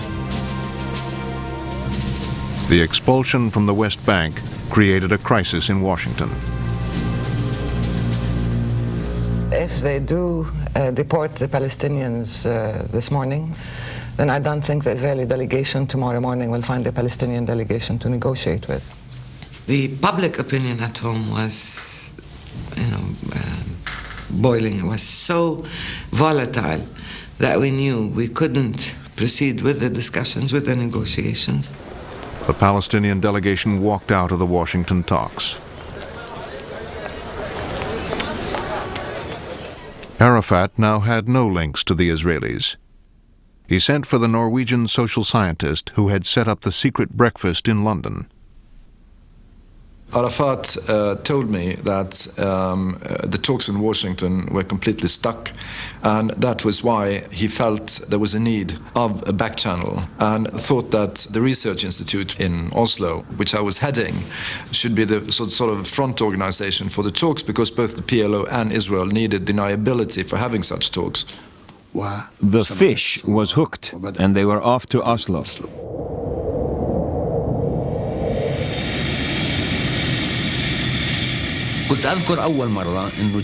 We were nearly arrested when we landed. We didn't have visas. Nobody met us. Instead of being treated as VIPs, we were grilled for 2 hours by the Norwegians. We had to be so careful that we did not even inform the Norwegian secret police about their arrival.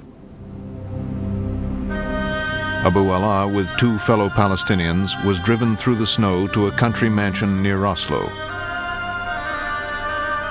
Here, he and the Israeli professor got down to business. I said to Abu Allah, we must focus on topics where agreement is possible. We must put to one side subjects we know we can't resolve. In dispute were the Palestinian territories ruled by Israel, Gaza and the West Bank, and most disputed of all, Jerusalem. I said, we won't agree about Jerusalem. He talked about Palestinian control of the entire West Bank. I said, listen, we won't agree to that. Let's focus on Gaza first. Every Palestinian was suspicious about Gaza first. The Israelis wanted to get rid of Gaza. For them, Gaza was just a factory of problems and the Intifada. Back in Tunis, after the first Oslo meeting, Abu Allah voiced his concern about the idea of Gaza first. Abu Mazen said, if any Palestinian land is offered, we should take it. Why reject Gaza? Then Arafat said, I want Jericho as well. I asked him, why Jericho? He said, to get a foothold in the West Bank. Gaza is a dead end, but Jericho leads somewhere. Jerusalem, the Israelis' capital, had always been claimed by the Palestinians as their capital too. The PLO indicated that they now saw the wisdom of deferring their demand. But Israel's prime minister had not yet been told about the Oslo talks. It's pointless talking to Arafat and the PLO. The only Palestinians we deal with are the delegation in Washington. The foreign ministry decided it was time to tell Rabin about the secret back channel. Though skeptical, Rabin thought it could be useful. The Palestinian delegation was still boycotting the Washington talks, and he was determined to force them back to the negotiating table. We had orders for the next session in March.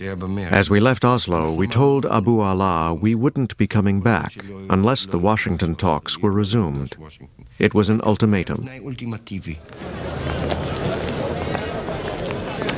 Arafat now had to resuscitate the Washington negotiations.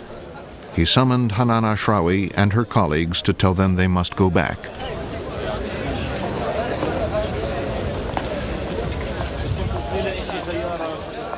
He said, we cannot afford to pay the price of walking out. Don't live in your small worlds. You want to be the heroes. You are considering only yourselves. You don't consider the Palestinians, 6 million Palestinians. You don't consider the peace process. If you don't go, you break the peace process, you break your people. Come on, get down to earth. And he stood up and he left us. He walked on us. So we followed him to the other room. He was so furious. Abu Allah told me later, "You really set the cat among the pigeons." Arafat and I had to talk the whole Washington team round. He said they were all against going back. We couldn't tell them why they had to. We gave them lots of reasons, all completely fictitious. We came back by clear-cut orders from Yasser Arafat. Go. Soon afterwards, Israel's Oslo team brought home a draft which the two sides called a Declaration of Principles. They came back very excited and said, "We have a draft." It was obviously still rough, but they said, "Look, the PLO are willing to play ball." But with the Washington talks resumed, Rabin had no further use for the Oslo talks and ordered them suspended. The Foreign Ministry, desperate to keep them going, placed the Oslo Declaration before a lawyer Rabin trusted. I thought that the document was lousy and needed to be started from scratch. I said to him, "Look, the real breakthrough in Oslo is that the PLO have agreed to go one step at a time. This means that we retain Israeli control." Yossi Beilin drove with his boss, Foreign Minister Shimon Peres, to see Rabin.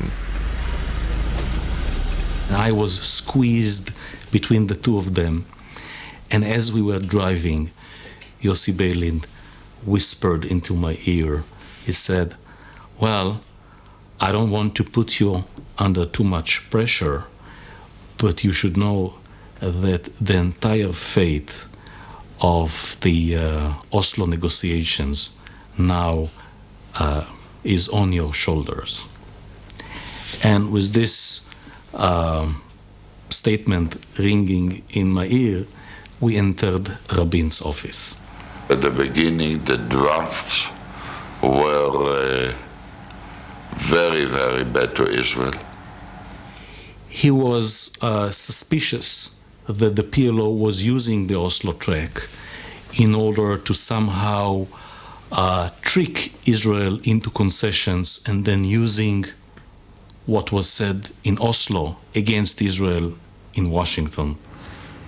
I said, "Yitzhak, forget Washington." Maybe the PLO was trying to tell us that they were prepared to be more flexible than the official positions expressed in Washington. I had my doubts, but I said, go ahead, try. Rabin asked the lawyer to join the talks in Oslo, alongside a top government official appointed to show the PLO that Israel now meant business.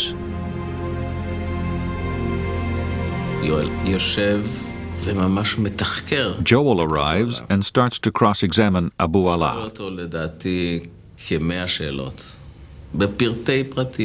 I asked them, there are the settlements. I mean, in the agreement, you wrote that you will have jurisdiction all over the West Bank.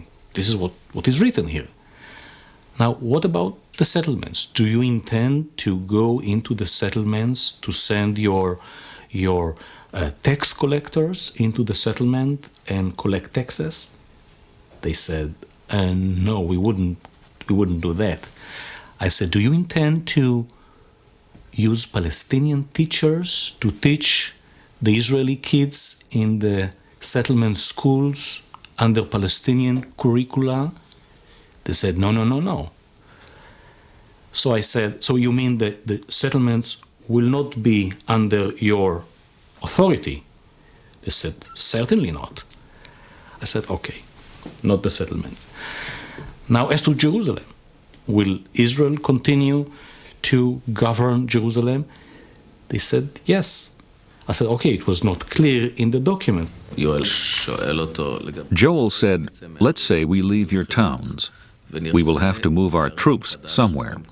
He said, is it clear that only we can decide where they go, and only we can define the security zones? All those questions were really about their security. Even when we discussed the transfer of powers, it was always against the background of security, how they would control security. Everything was about security. And Abu Allah says, yes, as long as you don't make the whole West Bank a security zone. And when they came out of that meeting, Abu Allah came up to me and said, they've turned the Declaration of Principles completely upside down. This is absolutely crazy. We cannot continue like this. But then also he smiled at the end of his outburst, and he said, but I learned a hell of a lot from those questions. At the next session, the lawyer handed back to the Palestinians the Declaration of Principles, with all their verbal concessions spelled out in cold print. I told Singer straight out, you seem to have come with a mission. You are here to destroy the peace process. You're full of hostility to Palestinians. You're living in the past. You have a fear complex. You're still living in the ghetto. You can't make the break and see the way forward. His eyes were shining with anger. And I said, listen, everything that I added, I took from your answers to my question. These are your words. Look at your notes. Next, the Norwegian Foreign Minister Johan Holst, accompanied by Terje Larsen, flew to Tunis to visit Arafat. It was now Arafat's turn to raise the stakes. He went into to a side room and got out a map of Gaza, West Bank, and Israel, and started pointing at different borderlines that we were discussing. And then at a certain point in time, he said, and I want kissing points. And I couldn't really, I thought, what does he mean? And I turned to Holst, and I saw that he was completely puzzled. So Holst said, then, you mean crossing points? Or checkpoints, maybe? No, said Arafat, I mean kissing points, like... And what he really meant was that there should be a kissing point between Gaza and the West Bank. There had to be an interconnection by way of communication. To my surprise, Arafat now came up with a tougher stance. It did not reflect the current compromise. He asked for a road from Gaza to the West Bank. He revived old PLO demands, which reopened issues we had already agreed to in Oslo.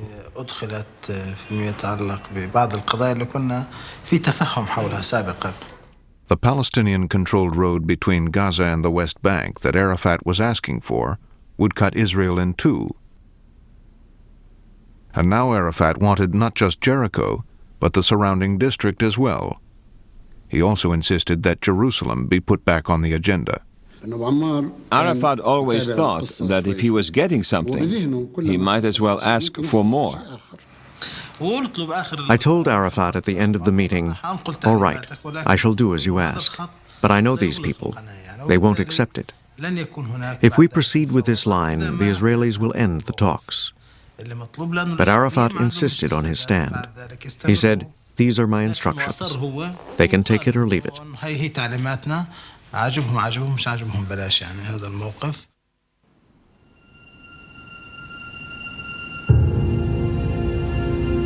Back in Norway, the Palestinian-Israeli relationship was strained by the new demands. Abu Allah, the chief PLO negotiator, presented the new hard line. The Israelis were stunned. I said, gentlemen, you are pulling it all apart. All that you promised, all we negotiated. You know the ground rules we agreed to. But if we take your proposals back to Jerusalem, we can kiss the peace talks goodbye. And I was about to put my things away. Suddenly, Abu Allah asked us to remain seated at the table.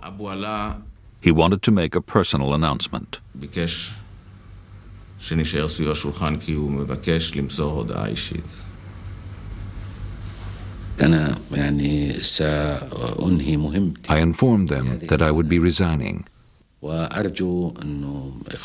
I hoped my brothers in Tunis would continue with Oslo.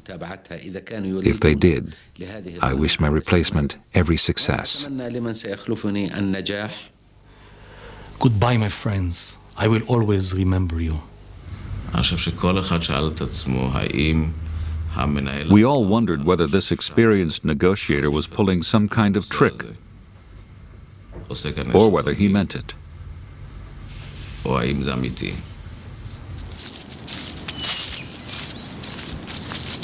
Abu Allah walked out into the surrounding woods.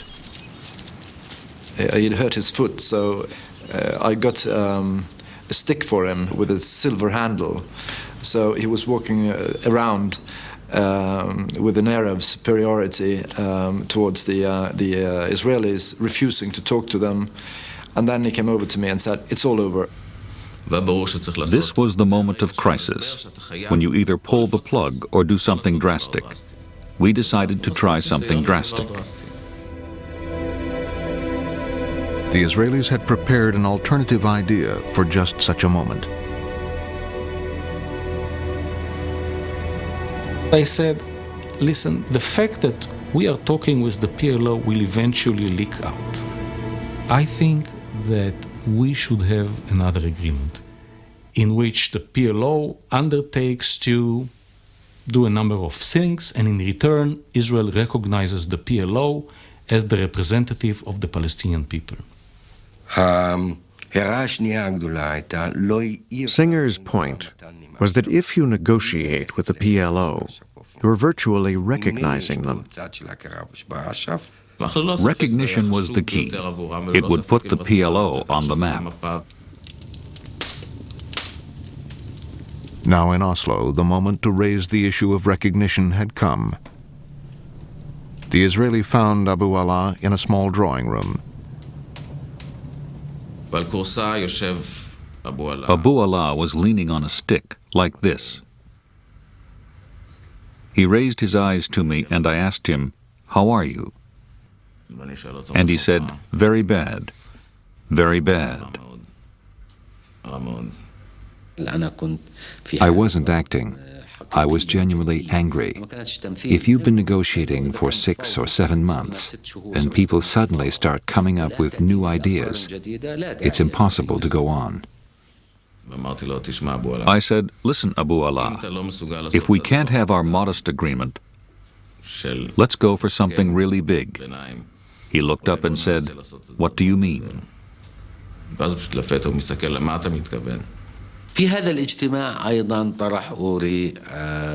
Uri raised the idea of mutual recognition between the PLO and the Israeli government. He dictated some conditions. The main points were that the PLO would recognize Israel's right to exist, renounce terrorism and violence, and change the PLO charter to reflect the new reality. I said, "Listen, if you persuade Mr. Arafat to accept all these conditions, I promise I'll try to persuade our Prime Minister and our Foreign Minister to recognize the PLO."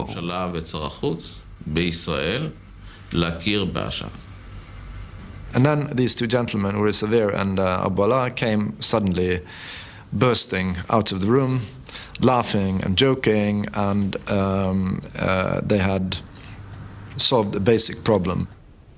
It was the breakthrough they were looking for.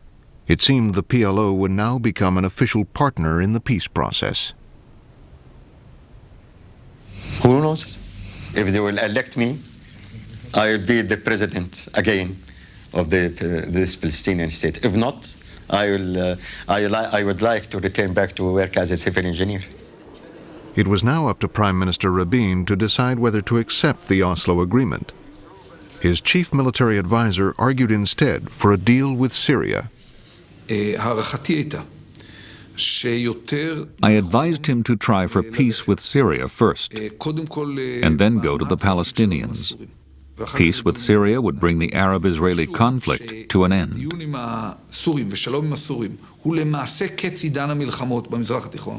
If Syria could be persuaded to sign a peace treaty, its client state Lebanon would follow, and the Palestinians and Jordan would have little choice but to fall in line. It was in the interest of both us and the Syrians, and it would reduce the Palestinians' scope for haggling.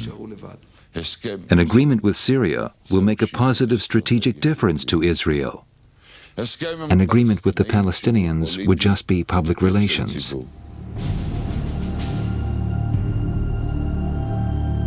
Since the Six-Day War in 1967, Israel had occupied a strategic corner of Syria, the Golan Heights, overlooking northern Israel. Successive Israeli leaders had refused to withdraw without peace. We knew that Syria would not make a deal with Israel, would not make peace with Israel for less than full withdrawal. And of course, for any Israeli prime minister, for Rabin in particular, to make the decision to go for full withdrawal was agonizing, was wrenching. But before making the decision, that prime minister had to know what was being given in return, what the Syrian package consisted of. At this moment, a new American Secretary of State came to Jerusalem.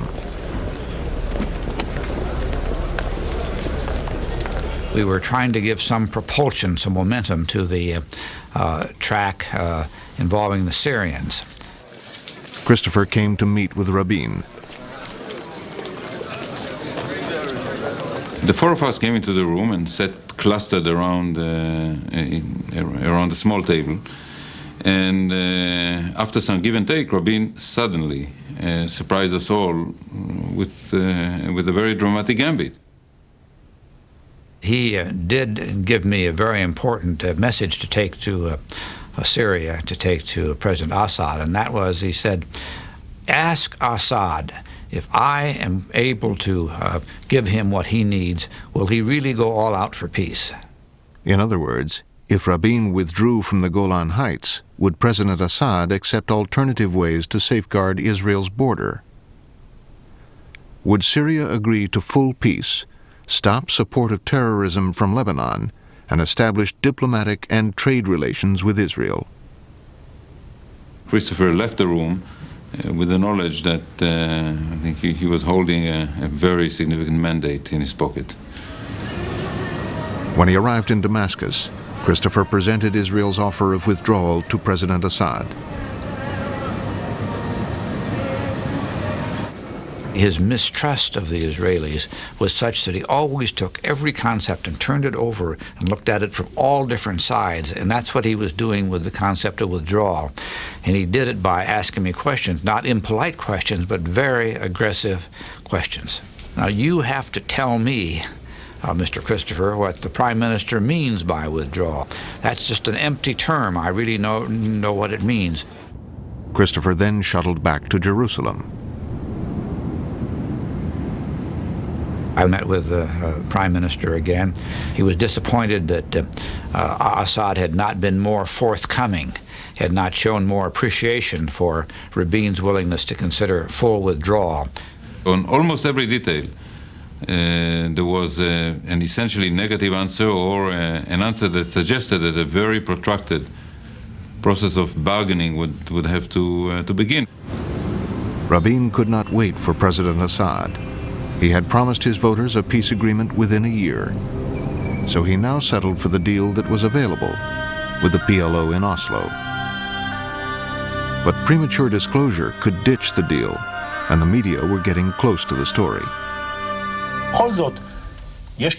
Is the stage being set for a meeting between yourself and the PLO leadership, perhaps even with Arafat himself? Not in the foreseeable future.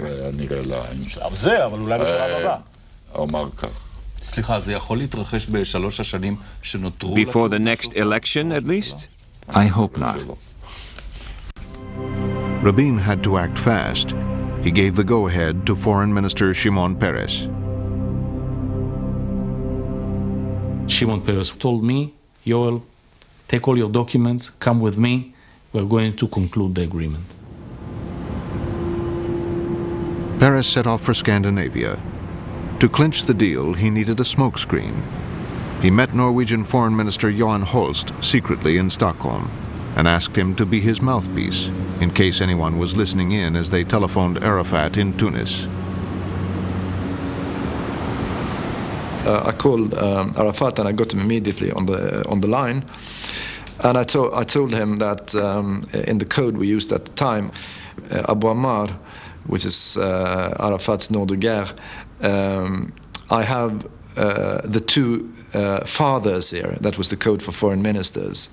My father and the other father, and he immediately understood what I meant. And I said, and they want to finish everything tonight. We went through the last disputed points, one by one.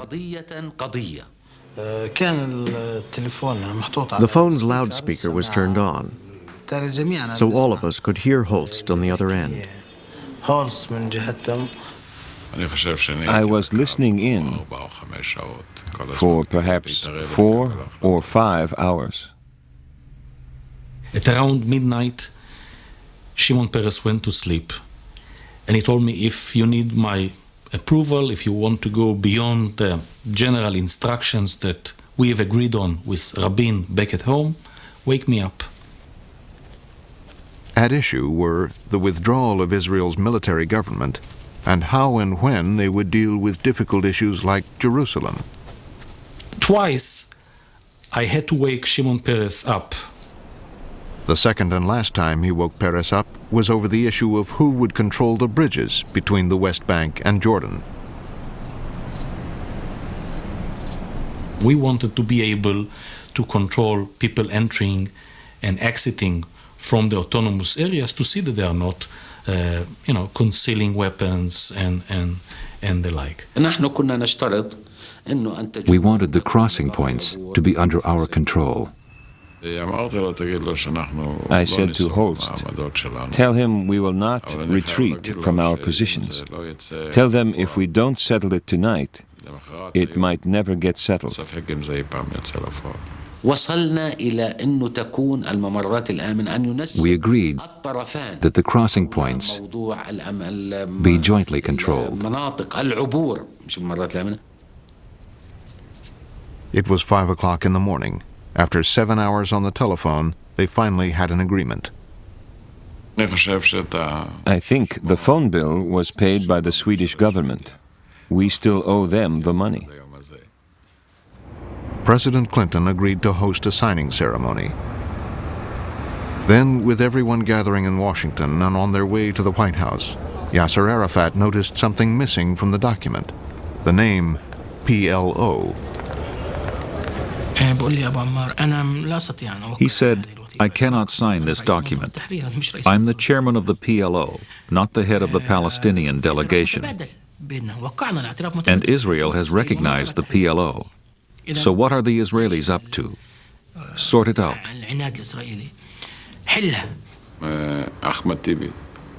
Ahmed Tibi rang me.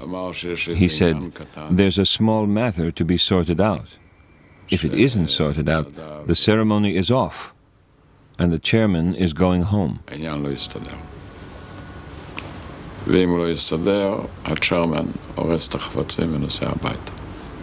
I saw Arafat ordering the plane to be ready to leave Washington if they don't accept the PLO.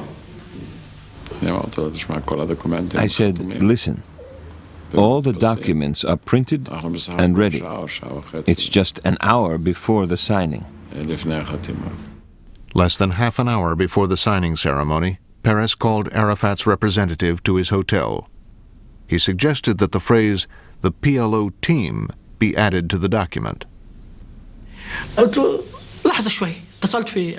I said, "I'll ring Arafat."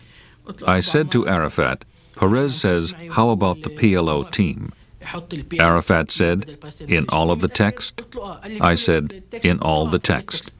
He said, "Okay, 2 kisses, one for you and one for Peres." Ladies and gentlemen, Mr. Arafat, Chairman of the Executive Council of the Palestine Liberation Organization, His Excellency Yitzhak Rabin, Prime Minister of Israel, the President of the United States. The moment I saw Arafat walking out from the White House with Rabin next to him and Clinton and so on, imagine this White House that said bye-bye to the PLO, that branded Arafat as a terrorist, Rabin, the chief of staff who occupied the West Bank and Jerusalem, and it was electrifying.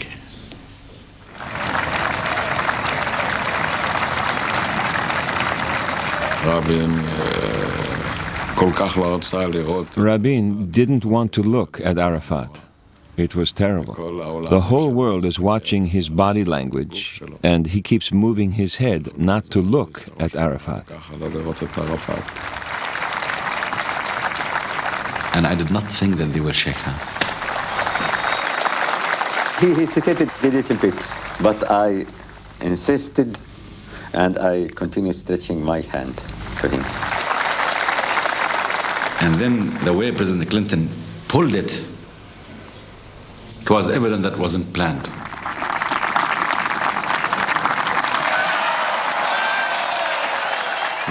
Arafat just wouldn't let go of his hand.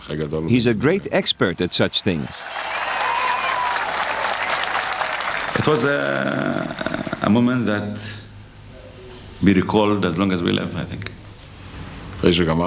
After he finished shaking his hands, Rabin turned to me. He whispered, "Now it's your turn. He went through this hell. Now it was my turn."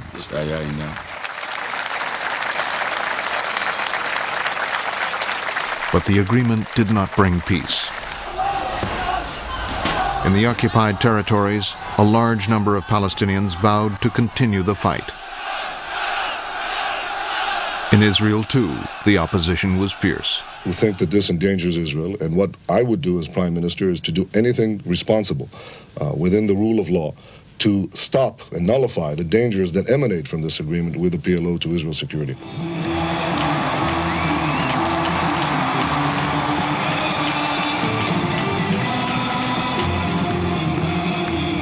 What Arafat led now was not quite a state, but for the first time in history, the Palestinians had a government of their own.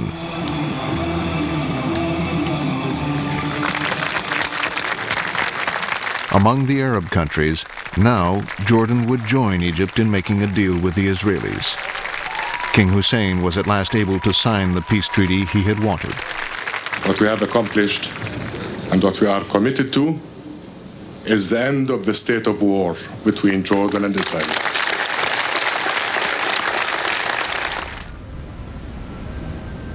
But between Syria and Israel, the state of war continued. In an effort to broaden the Middle East peace, President Clinton came to Damascus. President Clinton told President Assad that, well, Rabin presented to you full withdrawal to the line of 4 June, and we expect from you two now to move the next step. Clinton pressed Assad to send his top military commander to meet his Israeli counterpart and work out the practicalities of ending their state of war. It was a big decision for Syria to send our chief of staff for the first time in history to meet the Israeli chief of staff. It's a very heavy and big decision. Assad held back. First, he wanted his ambassador to Washington to meet the Israeli chief of staff. We wore wigs so that we wouldn't be recognized in the El Al flight. We arrived at the meeting place in Washington. Only then could we breathe freely. Take off our wigs. I took a last look at myself in the mirror. Whenever I wear a wig, I look like my mother.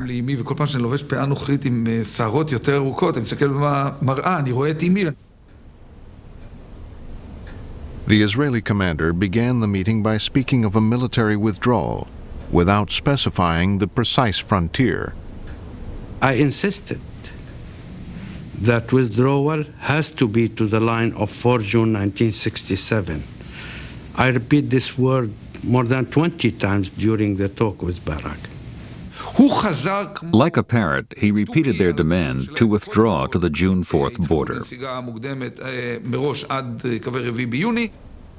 The Israeli wanted a more informal exchange. During breaks, we walked in the garden.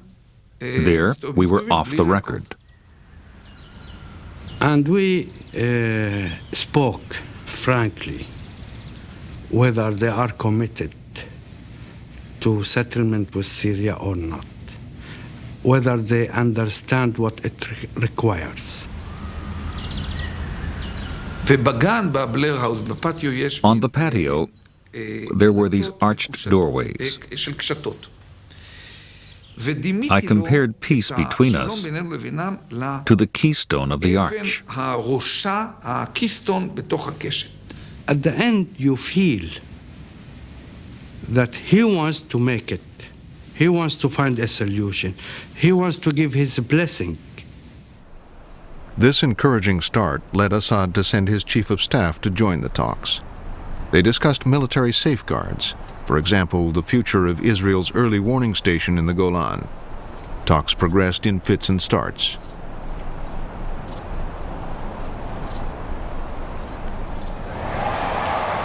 On the night Syria and Israel agreed to begin a new round of talks, the Israeli peacemakers held a rally in Tel Aviv.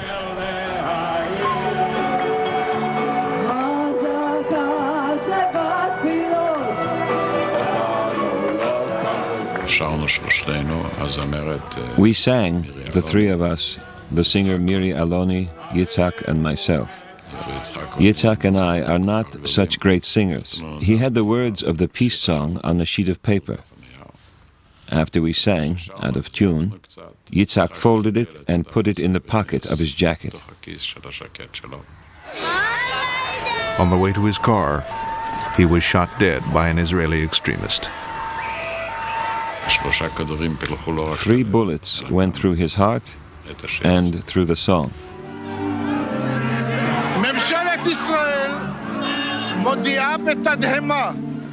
The government of Israel, with shock and sorrow, announces the death of Prime Minister Yitzhak Rabin, who was murdered by an assassin tonight in Tel Aviv.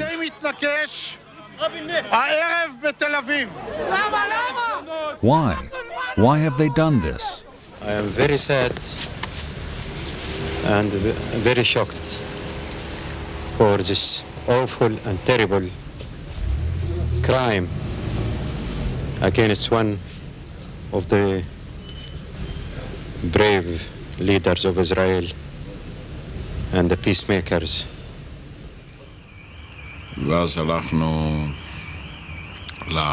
We went to the room where he was lying on the bed. His body was covered with a sheet up to here. On his face was an expression of peace and maybe irony. It was his typical Rabin smile. I kissed his forehead and said goodbye.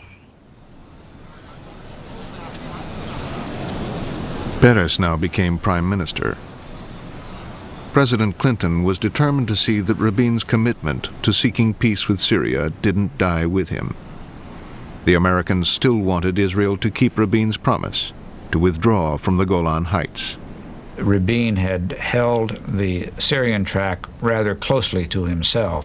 So when he was assassinated, all of a sudden it became very important to pass on to now Prime Minister Peres what had been happening.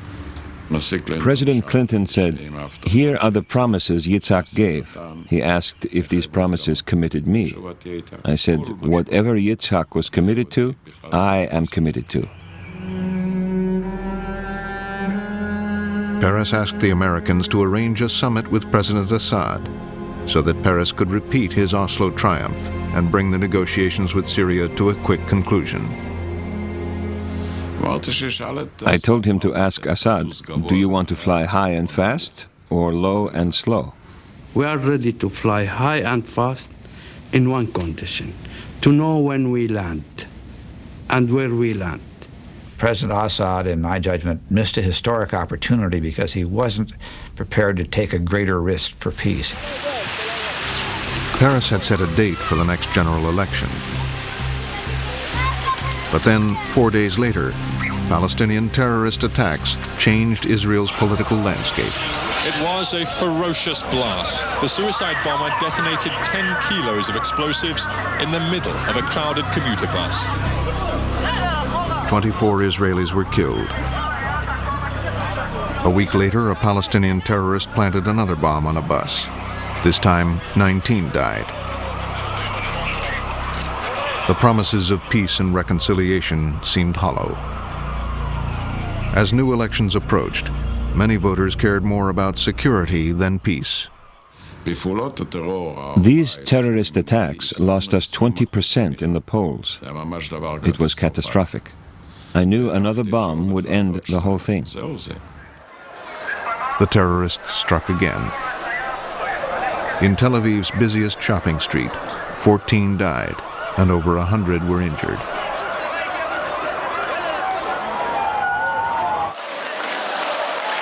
Together, the Israeli electorate and Palestinian extremists had brought forth a new, more mistrustful Israeli leader. The major decision took place before the elections when I said that I would honor the Oslo Accords, even though I thought they contained many flaws. Nevertheless, Netanyahu agreed to partial Palestinian control of Hebron. But for 18 months afterwards, the peace process was paralyzed.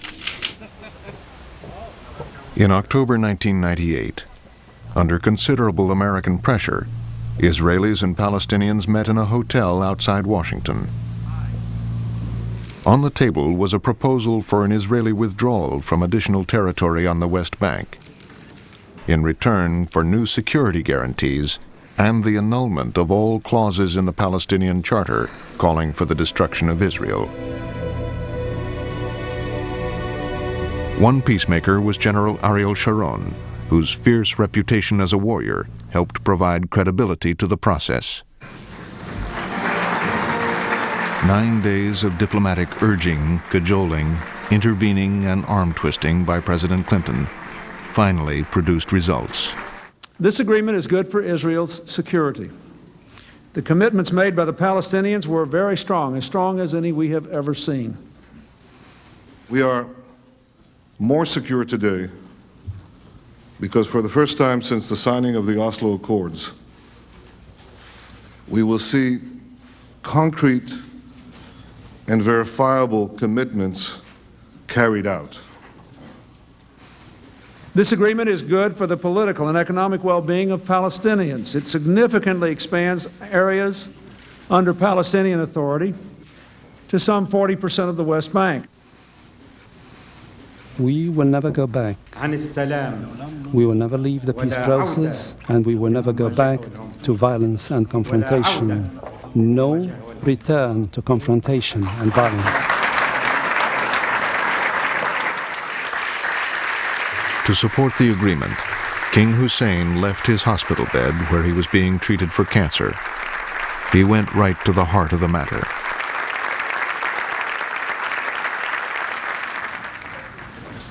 We quarrel, we agree, we are friendly, we are not friendly, but we have no right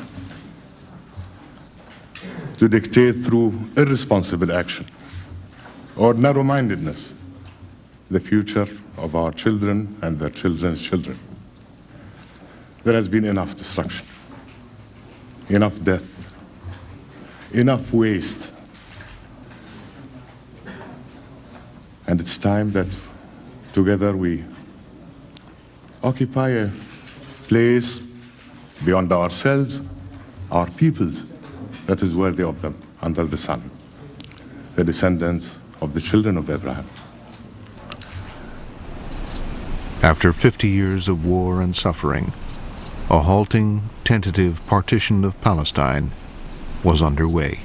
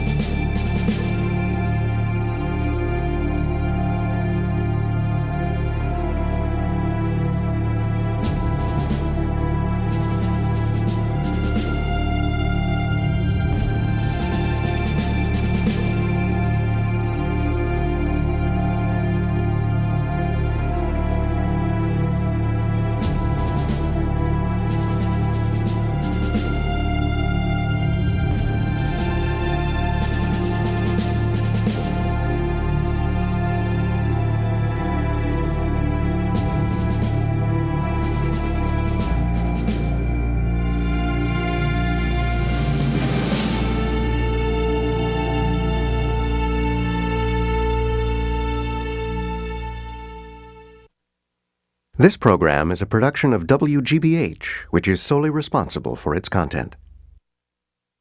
Funding for the 50 Years' War, Israel and the Arabs, was provided by the Corporation for Public Broadcasting and PBS viewers like you.